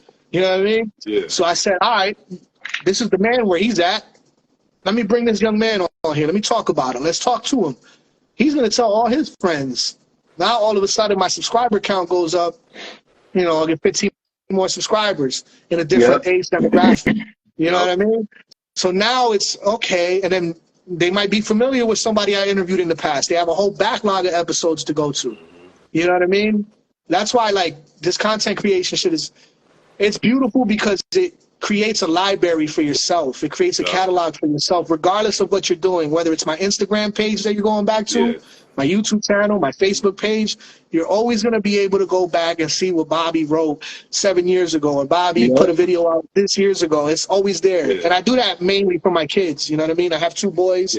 So I try to make my content, you know, geared towards showing them how to be a good man, because at the end of the day, that's all that matters. Definitely. Just be a good man. Be a good person, bro. You know what I mean? And be a good human, bro, because karma's going to come back to you. You know what I mean? You're going to get it back in tenfold. You know, you're going to get people that are going to shit on you and do things. And it sucks being the bigger person sometimes. But karmically, that's the way you should do things. You know what I mean? Always be the bigger person. Let God handle the problems. You know what I mean? And it comes back, bro. And the one thing I try to tell my kids all the time is, like, you know, I've been alive for 38 years. I've survived every single bad day that I've had. True. Definitely. You know what I mean? Yeah. So, shit sucks sometimes, bro. But you're going to wake up the next day, God willing. And hell yeah, it's light. You got another chance at it, bro. You know what I mean? Definitely. Hey, Crillz, I see the great father that you are. Your boys are fucking getting older and extra handsome, and you know, fucking. Honestly, you were an example because you were a great father, and I watched you raise your son. And your son's what, a senior now? He's junior. He's gonna be 17 in December. Yeah, I saw you posted a picture of him. Yeah, was it wrestling? Yeah. Was he wrestling? He's on a cross country team. Cross country. Yeah, he had like a. What do they call that? I saw that. It's Phillipsburg, right? Phillipsburg? Yeah, Phillipsburg, yeah. I'm like, damn, son got big. It's like I'm watching your kid grow up, you know? It's fucking definitely beautiful, bro. Like, we don't talk every day, but, you know, our love is there. But it's still dope that I watched you, because you became a father way before I did. And people like you are the example. So thank you for giving me my flowers, but I got to give you yours, you know what I mean? Nice. Oh, good looking, Crillz. I appreciate it. Definitely appreciate it. Love you so much, Crillz. Love you too, brother. So, Crillz, you know, at the end of, you know, towards the end of the show, you know, we have a question, you know, for all the artists. Yes, you know, Nito usually asks the question. He made up this question, you know, but we asked it to all the artists. Top 5, dead or alive. I hate this question. All right. And you know, everybody's giving a mix of answers, so it's awesome. We love it. I'm gonna put Hove as my number 1. My next 4 is no particular order. Is that okay? Is that fair? That's fine. Right. Definitely.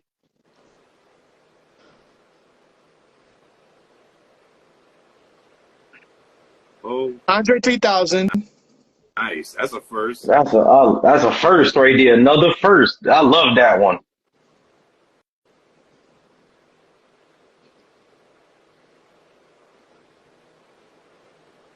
Nas. Let's go. 2 more.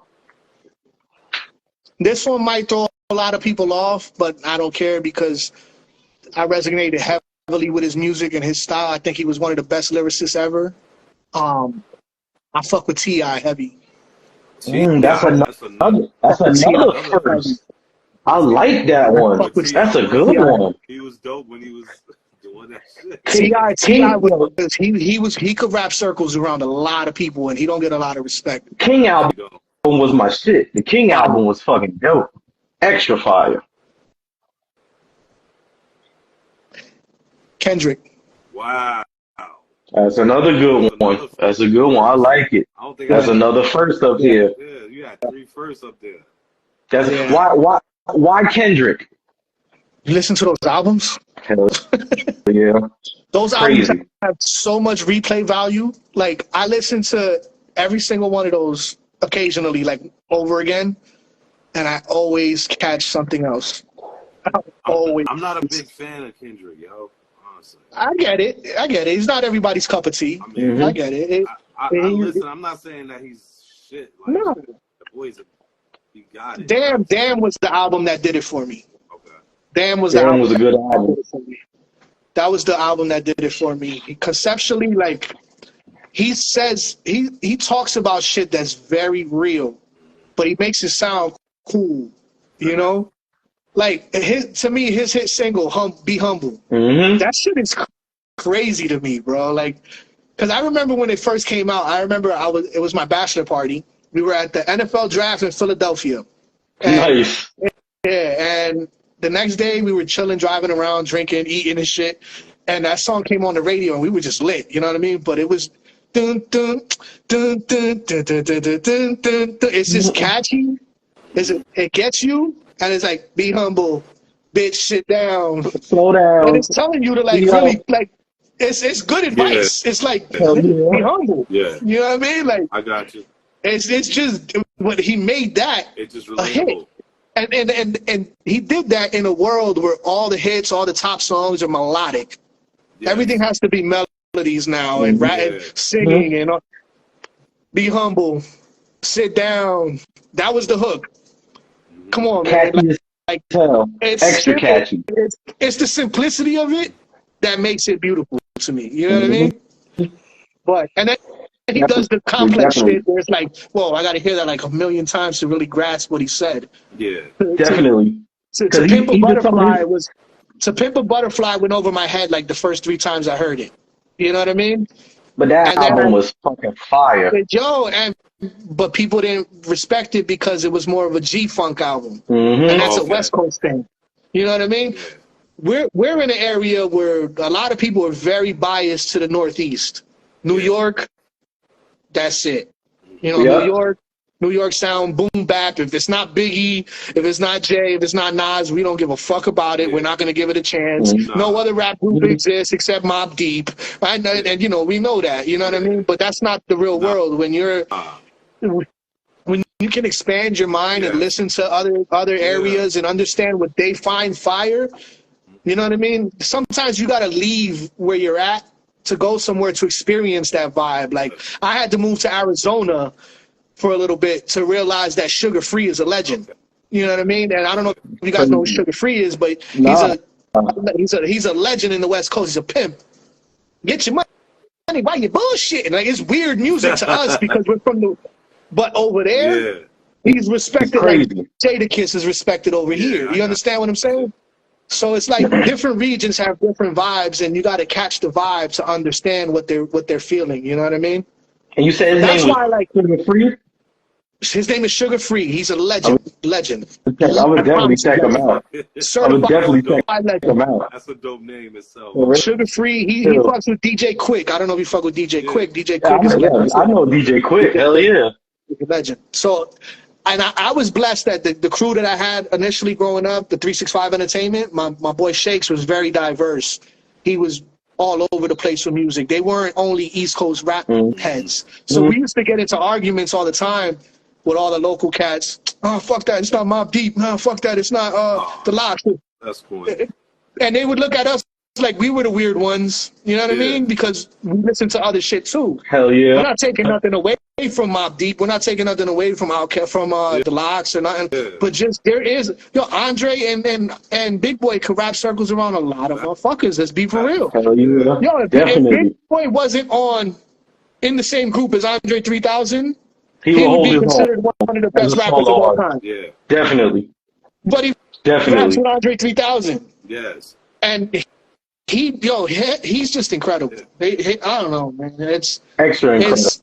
I don't want to be biased and be like, oh, Biggie, Jay-Z, Nas, that's it, and then pick the other two. Yeah. Like, I like Rick Ross. I love Rick Ross. You know what I mean? Like, Rick Ross makes my kind of music. Yeah, he's dope. He makes my kind of music. And it's like his production alone, like, oh my God, his beats come on, and I'm like, all right, put the windows down, we ride it. You know what I mean? Hell yeah, definitely. We bumping this shit. People got to get out the box when you're doing it and listen to this hip-hop shit. And it expands your mind. So as an artist, like, you get a different flavor. Like, I try to take from different artists, like, pieces, you know what I mean? Like, I can't be Andre, but I could take a little bit. I could try to inspire myself with it. I could use him as a muse. You know what I mean? He inspires me, and sometimes I get inspiration from fucking Hall and Oates or Elton John. It's not only rap. Honestly, rap doesn't really motivate me too much anymore these days. I gotta go back to the fucking Motown and soul. You know what I mean? It's like, that's the good music. You ever listen to fucking Al Green while you're in a bar? Like, that shit is fire. You know what I mean? Hell yeah. That shit slap in a bar. You put that shit on in a jukebox. Play some fucking Rick James in the bar. That shit turning up. Heck yeah. For real. Real shit. Like, and that's why I don't like talking to rappers too much, because they just be stuck with rap. Like, nah, fuck that, man. No, you gotta be eclectic and listen to everything. Yeah. That's why I fucking like Taylor Swift. I love Taylor Swift, bro. Taylor Swift is dope. I like Taylor Swift. Taylor Swift music is dope. We was raised like that. We listen to every genre of music. The Bee Gees. Bee Gees are fucking amazing, bro. Yeah. For real. That's what extra amazing. Sound out, man. That's why I always said my favorite group of all time is Queen. Nice. Queen is dope. Absolutely. I fucking love Queen. Everybody's gonna go to Bohemian Rhapsody, but they got so many other joints too, and it's like so many other joints. My favorite song from Queen is "Somebody to Love." There you go, sing it. I ain't gonna sing it. This shit, hell no.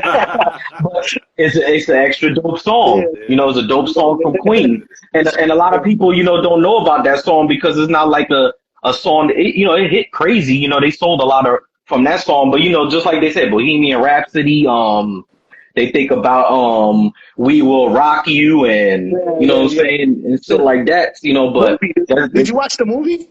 Oh, the movie was awesome. Fucking incredible, right? Incredible movie. Incredible, bro.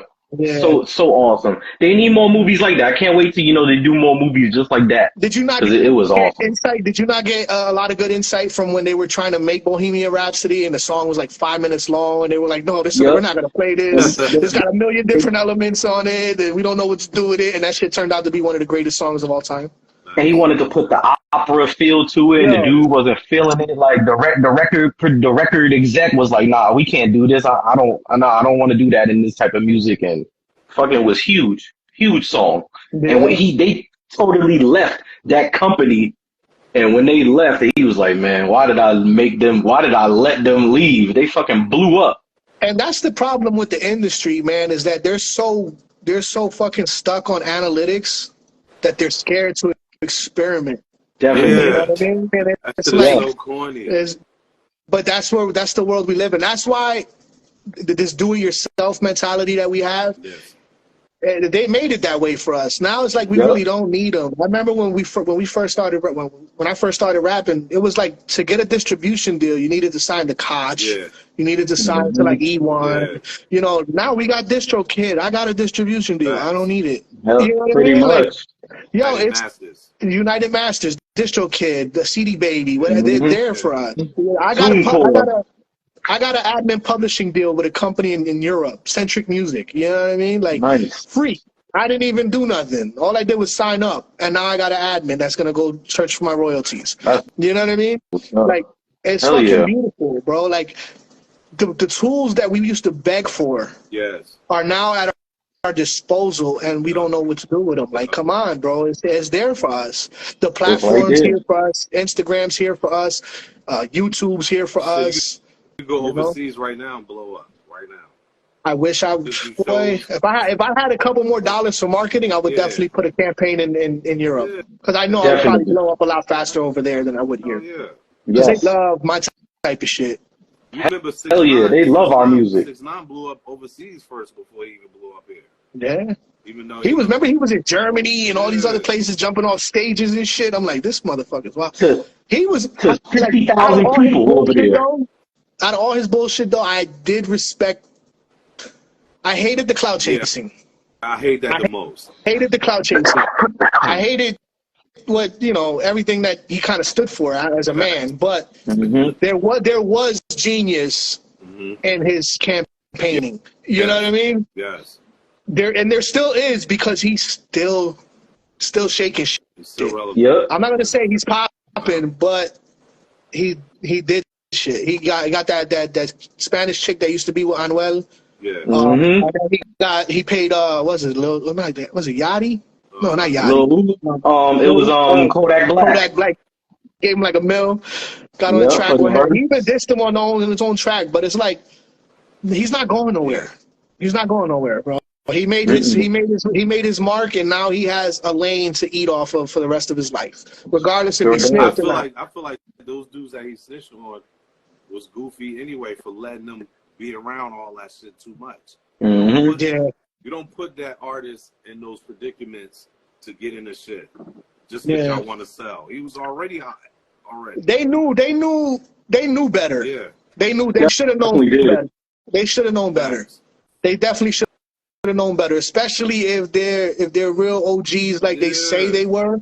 Because I know some cats that are not on no goofy shit that are real OGs on that level, on that type of time. And that shit ain't going to fly. If you're going to make that your hustle, then treat it like your hustle. That's your product. Yes. You know what I mean? And he was their product. And they let their product indulge in activities that he shouldn't have. He shouldn't even have known anything. He should have just put on this show, brother. Here, put on your clown face and your hat and your clown nose and... Like I said, I feel like they fucked up by even letting them be around. They should have kept him separate from the street shit. And then expect him not. And then expect they knew who he was, and then expect him not to snitch. That's what I'm saying. Like, you could already tell that this guy wasn't like that anyway. So why would you? Even at all. And they put him through hell. Not to mention. Yeah, that too. You know what I mean? Like they did it. Robbing him and shit. Kidnapping his ass. He had to jump out of cars. Hell yeah. They had hits on him. Yeah. There's all types of shit going on, man. Like, come on, bro. I get it. I get the street codes, but he was a civilian. Yeah. He's definitely a civilian all the way. How you feel about Jim Jones in that whole thing? Because it's a little sketchy. I heard there was a conversation on the phone. I think I heard it on the phone, where he was like, yo, you got to violate him or some shit like that, right? Is that what you're talking about? Yeah. Jim Jones should have known better, too. Yeah, that's what I'm like. What? You know what I mean? Like, I love Jim Jones, too, but come on, man. Like, the cats that I know that are really on that time, they're not like that, bro. Like, you know what I mean? That's why I think Cam, if you notice, Cam, he distanced himself from them. He sure did. Like, they be tight goofy. It is goofy. It's mad goofy. You know what I mean? And I'll never like. I don't even like talking about my friends that I know like that. You know what I mean? Because our relationship ain't even on that. It's not this. You know what I mean? It's not this. It's not for this. You know what I mean? So when we link up, it's a whole different type of time. You know what I mean? Like, we might talk about some music shit, but you know what I mean? But it ain't. That's the problem with the hip hop industry too, is they put a lot of that into the music. You can't mix both. You remember we come from a time when you be like, you barely want to be on the camera, like, yo, hold up, sit down, yo. Now hell yeah. Be here like, yo, hold up, I just shot Raheem, he's right there just a week ago. Like, wow. Like for real, some straight stupid shit. What they do that at? Hell yeah. But that's been a battle too for a long time, where you know people been trying to get rappers to get to find the difference between the streets and the office. You know what I mean? Jay-Z and Beanie Siegel. You know what I mean? That was happening then too. Beanie couldn't stay out the streets. Yeah. You know what I mean?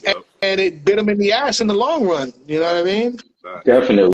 And it's not like no matter what they went through, and Beanie says his side, I hear his side, but as a logical thinker, I'm like, nah, you're wrong, dude. You was just on your bullshit.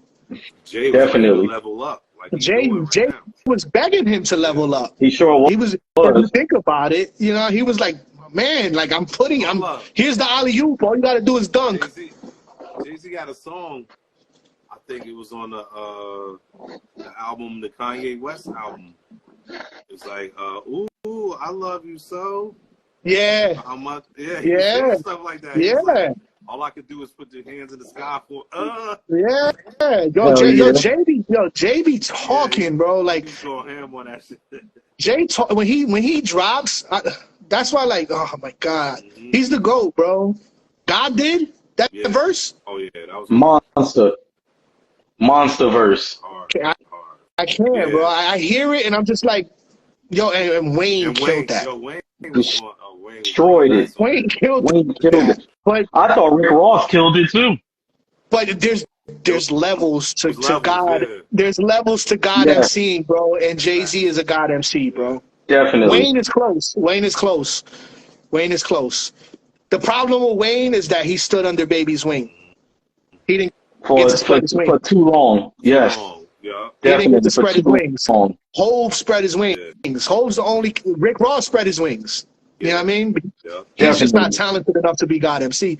But Hove spread his wings, and even 50 spread his wings, like, you know. 50's a go too. And we like, he had the hardest time in hip hop in a lot of battles, and came out of that still on top. That dude's battle tested. And him and Eminem right now are the most streamed albums still right now. I believe it. Out of the same camp. Yeah. I had a convo the other day where they were talking about 50 Cent, and they were like, 50 Cent was hot, 50 Cent was popping, but they said 50 Cent would not have been as big as he was if it wasn't for his Eminem cosign. No, I can't say that. It's a hard question to answer. It's not an easy answer. Yeah, I can't say that because he was on the rise. He was on a mixtape battle. Shit. Before he hit the shady aftermath. The ghetto Quran and all that shit. Like, that shit was dope already, and it was already starting shit. Matter of fact, my man just joined, the one I had the conversation with. Shout out to my brother Shake. What up? Shout out to Shake. Yeah, Shakes is in the building. We were talking about 50 Cent and how he would not have been as big without the cosign from Eminem. Because we had this conversation. All right, so the conversation started because the Melly Mel diss to Eminem, which was fucking comical. And Eminem killed him. Yeah. But we were talking about, you know, a lot of the hate for, you know, a lot of the hate that's coming to Eminem right now is pretty bad. It's fucked up. I think it's uncalled for. Me personally, I don't think it's right. But there is validity to it, and that's what we were discussing, and that there's validity to it because if I'm not mistaken, he's in the chat. He might type it in things, but we were saying that Eminem makes hip hop. But Eminem himself is kind of a subgenre of hip hop. Yeah. You understand what I'm saying? It's like his brand alone is a subgenre of hip hop. Yeah. Because there's people that say they love Eminem, but don't know shit about hip hop. Yes. They just listen to Eminem. Yeah. You know what I mean? And that's what that's what he was getting to when we were talking about the whole Pioneers and Lord Jamar and all them cats hating Eminem. They were like, fuck Eminem, we don't listen to him in the hood. Eminem, like we were saying before, Eminem raps white. That was just like the South. They rap South. They have their own lingo, their own wordage. He Eminem rapped him. Yeah, he rapped white. Trailer Park white. They didn't see that, and that was dope. And he mastered that. Yeah, you cannot take that away from him. The only issue I have with that though is that it is a struggle. Yeah. His story is a struggle, and it is a from the bottom story. Yeah. It's a broke story. It's a poverty story. It's very relatable to a lot of people. You know what I mean? And whether you're black, white, Spanish, I grew up poor. I grew up broke. You know what I mean? I didn't have a lot. Mm-hmm. But the fact that they single out his story, like it's not valid because he's white, kind of bothers. You know what I mean? It kind of bothers me because it's like, bro, if you're broke, you're broke, bro. Like if you're poor, you're poor. If you're from the bottom, you're from the bottom. Nobody wanted to live in the trailer. Come on. Nobody wants that shit. The trailer, the projects it's the same fucking struggle, bro. The same struggle. I'm sure there were shootings in the trailer park. Yes. Of course. You know what I mean? You know, and it's like it's not fair to him because it's not really his fault. You know what I mean? It's really not his fault, but there is validity to the argument that, you know, I don't want to say he's not a culture vulture because he's not a culture vulture because he pays homage and he knows his shit. Like he embodies hip hop himself. And he been in the mix, like he was sleeping on the outsider's floor, so he went through the grind. Yeah. To where he had to go. His story, like his journey, is definitely like it's a valid journey for hip hop. But like, most black people don't know, and vice versa. Most black people know white people, and vice versa. And that's the truth. A lot of people in the hood, they be like, yo, I can't ride around listening to Eminem. You know what I'm saying? Or I can't just be in the crib and I throw Eminem on. That's bullshit though, because in 2009 everybody was listening to Eminem, bro. Everybody was. Bro, it doesn't matter if you're black or white. We were listening to Eminem, bro. I hate Eminem was rapping his ass off. For real. We didn't like the goofy shit, but there was so many songs on the CDs and the B-side that were popping that weren't the goofy. I'm Slim Shady and there was so much other shit, bro. Like that shit was hot. For real. And it was still hot, man. All right, maybe now we don't ride to it because we're used to the 808s and his production has always been a little weird to me. You know what I mean? His production is white. His production is white. Yeah. I don't know fucking Dre makes it. That shit is white. You know what I mean? Definitely. He molded it. But hey, it's giving him his sound. Eminem, that's why he's his own genre. Yes. That's why he's his own genre, because his production is white. It's white. And everything is him. It's perfect. Em is a student of hip hop. I never thought about it till today, but his production is white. Eminem's production is white. Definitely. Own genre. That's dope. But it is a good way to look at it, you know. But he's so respected by everybody. It's like even the Tretch. Tretch called him out the other day. Tretch said it. He sure did. You know what I mean? So it's like the outsider. Eminem's got heavy ties to New Jersey. Yeah. The Outsiders, Case One, all them cats. Like, come on, man. Like Eminem used to be in Irvington all the time. It's like that's why it bothers me, is because we're from that cloth of like that cloth. You know what I mean? Like, so it's like, damn, these new cats are really disrespectful, bro. Like, you can't do anything right. Yeah. You can't do anything right. Nope. You know what I mean? No matter what you do, they go this generation. You know, so everybody's gonna criticize you in a negative way, some way. It's like fuck, man. So, him and Royce sold 2 million. Royce can't sell 20K on his own. Real shit. Jersey got this dark cloud. we actually, the artists from Jersey are the ones that started a lot of these trends, bro. Like, what the real fuck? shit. Without real Stretch, shit. without Queen Latifah, without Lauryn Hill, you know, Redman. Come on, they started all that. Definitely.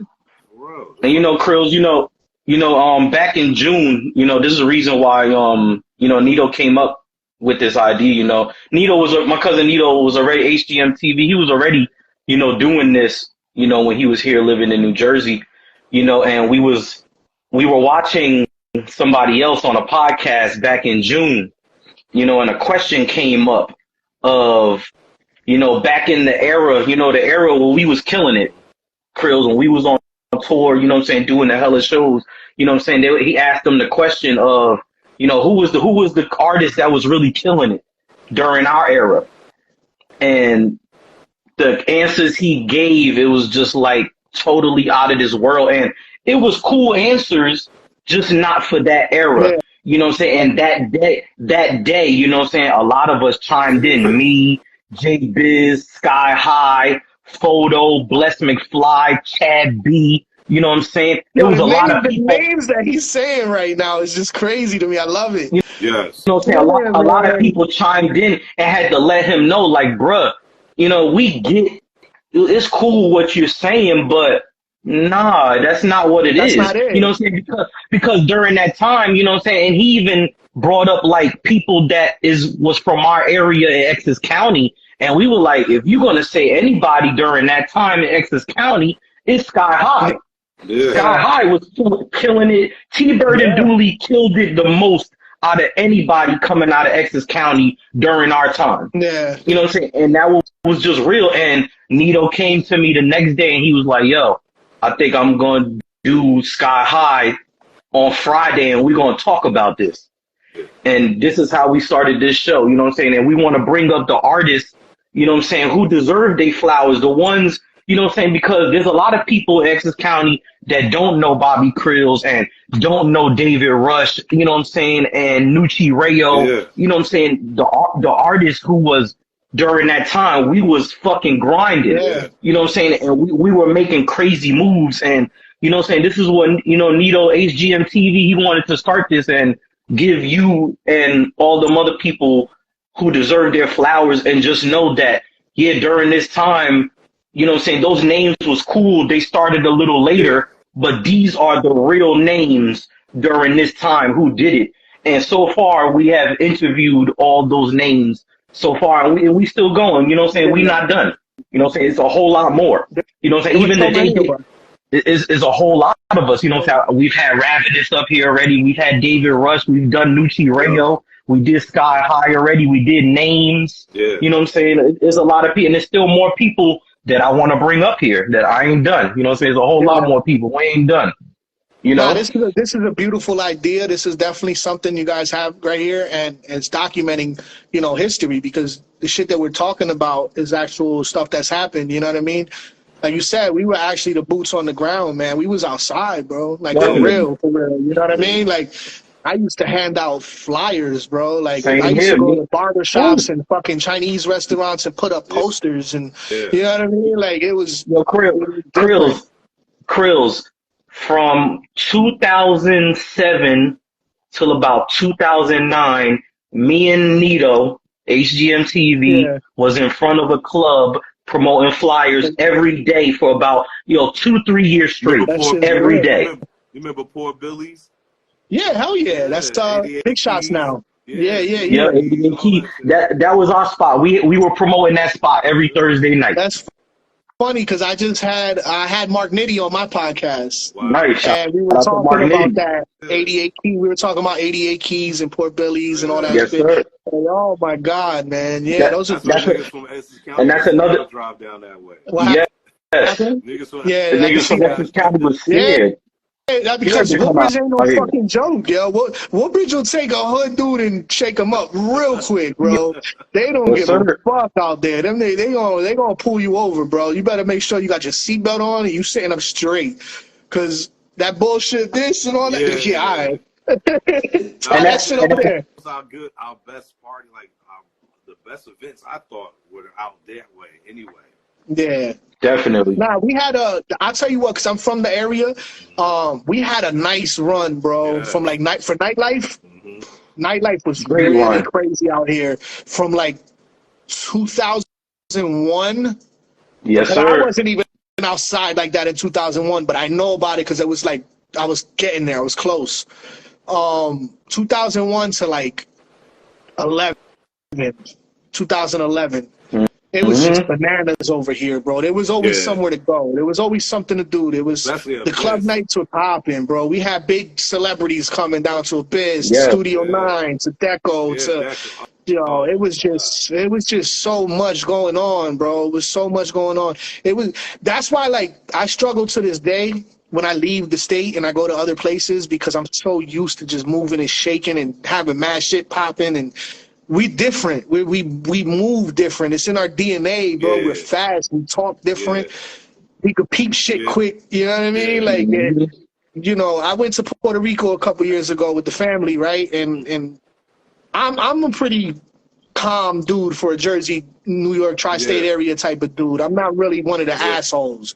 Me too. But we all have it in our blood. You know what I mean? Definitely. I went to Puerto Rico, bro, and it took them almost 45 minutes to make me a fucking sandwich. I went crazy, bro. They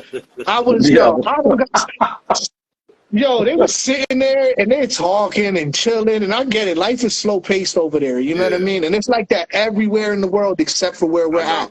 So we're the weird ones, you know what I mean? But we're so used to being here that when we go to these other places, it's like, yo, what the fuck are y'all doing? Oh my God. I'm in Georgia right now. You probably losing your mind over there. No, actually, I'm running laps around people. Okay, so you're productive as fuck. I'm killing it. Yeah.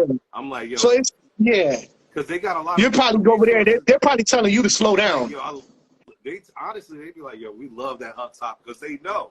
They like, we love that up top mentality of going because everybody they know over here be moving at a slow pace. We see shit. We like, yo, y'all got this. Yo, you know what we could do tomorrow? Blah blah. I'm gonna take a call real quick. It's done. Oh shit, you ready? You're like, no, I'm ready. Like right now. They like, let's go. Maybe next week. You're like, nah, let's do this right now. Let's get it done. Fuck that. Yo, that shit would drive me nuts, yo. I'll go crazy in that type of environment, yo. Because I move too much, bro. And I'm gonna tell you, yo, I would have never be doing the shit that I'm doing here in New Jersey ever in my whole life. Why you say that? Why you say that though? I wasn't even a video. I was just starting to do videos. I'm a videographer. I was just starting to get into that lane. When I moved out here, I don't work with Terrence J, Megan Good, the gatekeeper shit that they be doing up top. Yeah. Or when they just come there to get a bag and leave. Yeah. They don't do that here. They mix and mingle. You hang out. People, like one day I was at a spot. Lil Nas X came in there. We was chilling with this nigga. Like, that's dope. You would have never seen if he in Atlanta. Jersey. Yeah, I'm on the outskirts of like Atlanta. Like Buford or I'm in Gwinnett County. I'm in like Lawrenceville. Gwinnett County. Okay, yeah, y'all been there. About a half hour from Atlanta, right? So I like that. I like that distance to to go home, go to the mix. But I'll tell you what, you need that peach pass.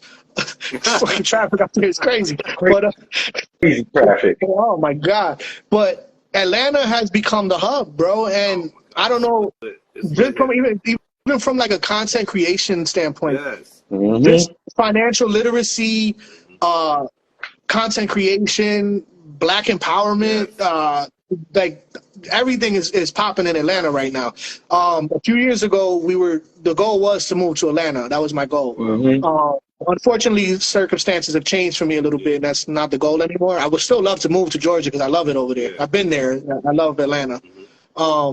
But everything is popping over there, bro. And all the popping like YouTubers and shit that I follow, which is like Social Proof and David Shands and all them, like they're all based out of there, bro. And it's like that's where it's at because they really giving game, bro. If you was out here right now, crazy game. I'm like, yo, Crillz, just start walking. I got the camera.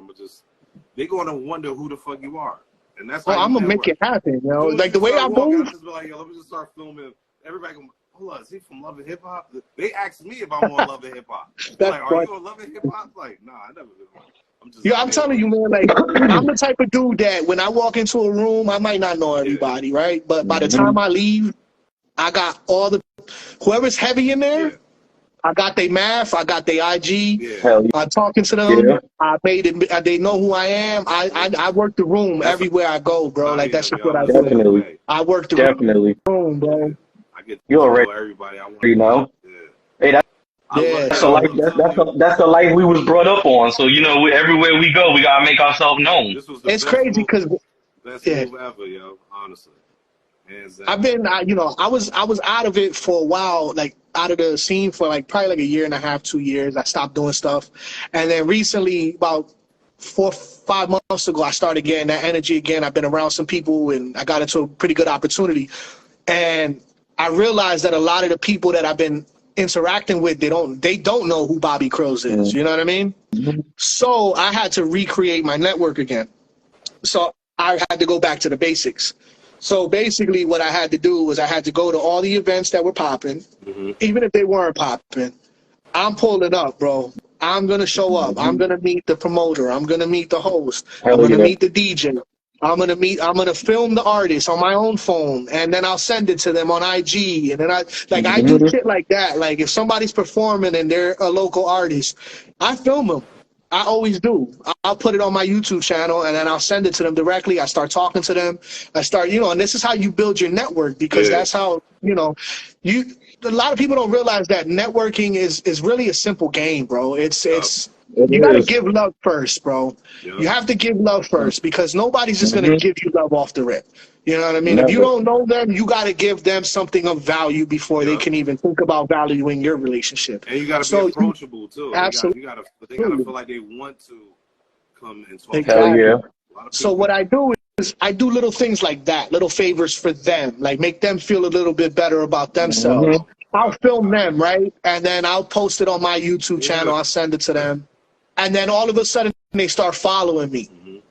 And then they're like, damn, this motherfucker guy's head here.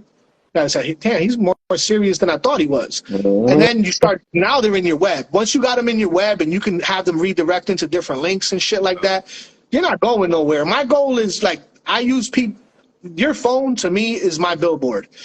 You know what I mean? That's how I approach this shit. I approach my everyday life in marketing as the phone that is in your hand, and Rich's hand, and Nito's hand, and Mr. Butterworth's hand, and Shake's hand, whoever's listening.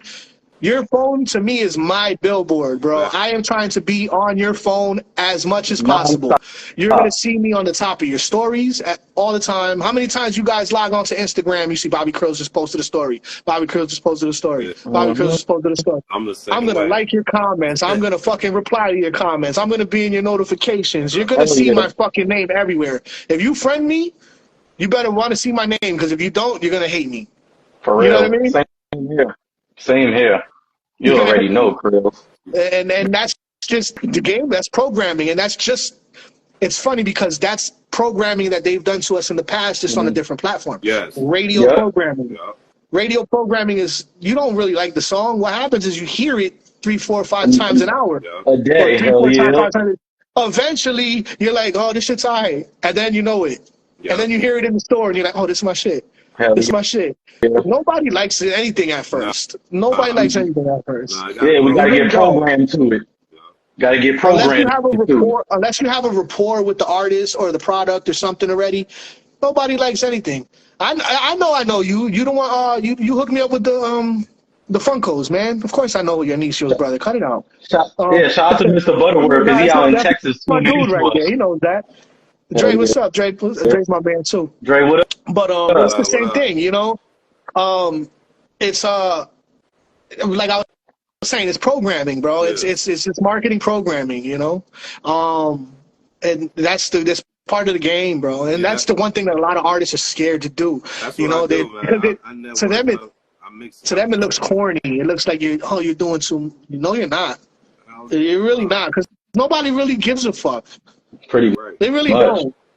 They really don't. I've done some wild shit on Instagram. I've done some wild freestyles over beats that I should have never touched, but I was reaching. You know what I mean? I was just like, I reached a little bit. It was definitely out of character. It didn't really suit well. But you live and you learn. But nobody's gonna sit there and be like, "Yo, Crillz, I remember when you did that freestyle with that whack ass beat." They don't ever hit me with that. You know what I mean? Because they don't really care.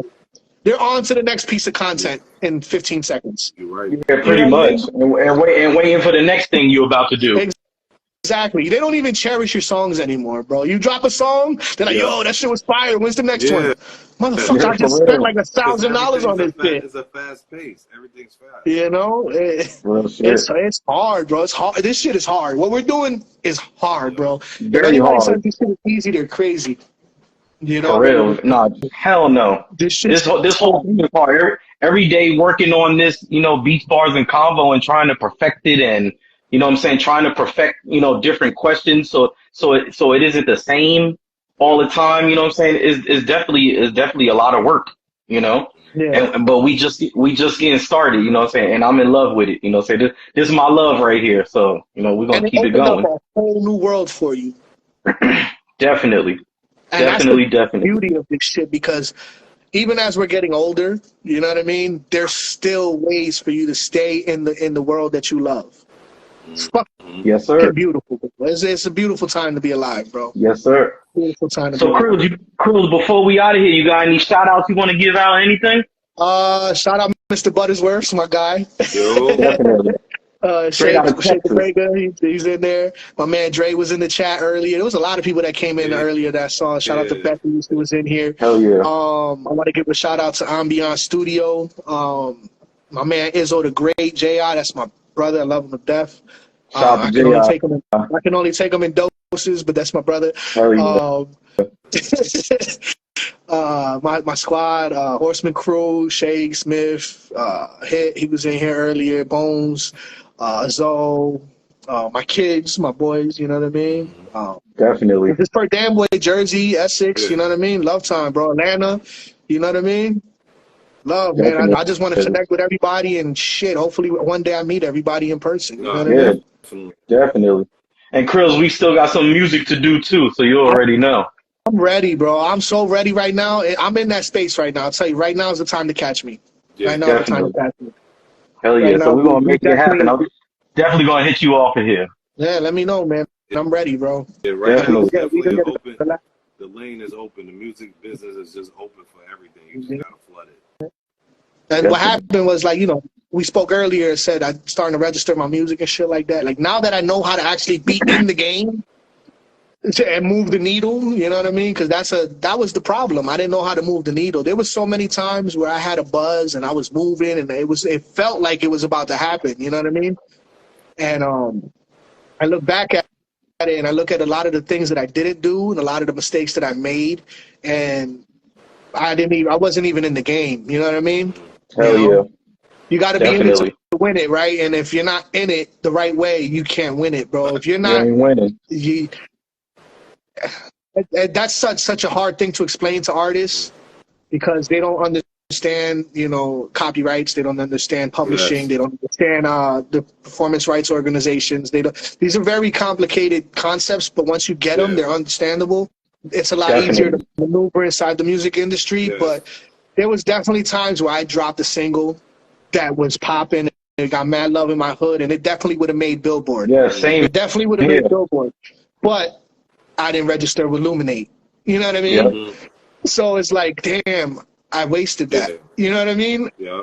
So those are all lessons learned, you know, and it took 20 plus years of grinding and self-learning and YouTube videos, YouTube University, and a bunch of different books and things to learn these things, because it's not easily accessible information. And the people that do know this understand that the game is to be sold, not told. You know what I mean?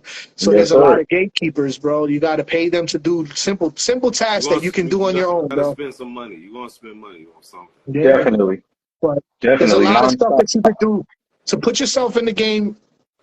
It's going to cost a couple dollars, but you could do it very efficiently if you know what you're doing. Yes, sir. You know, definitely. What I mean? And that's what I've learned. Don't go above your means. Just go whatever you can do for you. Hell yeah. Stay in that lane. Yep. Stick to your guns.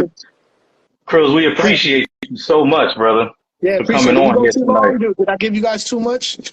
Nah, hell no. We love it. Hell no. All right, cool. Definitely not. Nah, I appreciate you guys having me, man. And I can't wait to come on your show, so Yeah, I got the we could get it live on your show. The mic should be in tomorrow, so I'm gonna do a test run this weekend. Nice. And we can schedule something soon. You know what I mean? Yeah, set up a date. I'll definitely come through. I got a lot to talk. I got a lot to talk about too. So yeah, we got to dive into your stories, bro. Hey, I'm ready. You already know I'm ready. All right, my brother. Yeah, we out, man. Crillz, good looking, bro. We appreciate you. We love you, man. I love you guys too, man. Good luck to you guys in your journey, man. Like you guys need me. Crillz, I'm gonna hit you later. You all ready? All right, brother. All right, peace. Big shout out to Bobby Crillz, straight from Perth Amboy, New Jersey. Yeah, that was dope, man. Shout out to what a show, awesome show. Shout out to Shake. Yo, hit me up when you out here, man. Y'all just hell yeah. And big shout out to Crillz because he always dropping gems too. So I hope a lot of people learn something tonight too, because I definitely learned a lot also. Yes, that's what it's about. It's about learning and just knowing that it's a lot to do in this industry, and you need to sharpen your sword when you get in there. Definitely. So you already know, Nito, close it out. Well, man, today, something great going to happen. That's what I say. Happened. Yes, sir. It happened. We woke up today. We was blessed. We alive. Crillz was yes. on the show. Everybody that tuned in is alive and well. Tomorrow, something great going to happen, too. It's Beast Bars Convo each and every Thursday. Next week, who we got? We got Coney. And then the week after that, we got White Boy. We got Coney. And September. Can you hear me? Yeah, I hear you now. We got Coney next week. He from Carteret, New Jersey, but he live out in Atlanta. And then the week after that, September 28th, we got White Boy from Newark, New Jersey up here. Yo, so we, if y'all know anybody, share the page. Tell them to hit us up. DM me, Rich, HGM TV, Beast Bars and Convo. We just trying to bring light to anybody that been doing it. It don't gotta just be in New Jersey. This is worldwide. If you're an entertainer, you're a producer, anything dealing with music, we with it. So hit us up. Beast Bars and Convo. We out. Shout out to Sneak. I know you out there in Florida. You're in Jersey, right? We're in Jersey right now. Shout out to Sneak. He's probably busy with the family, but we'll tap in next week. 8:30, I'll start going live playing the music.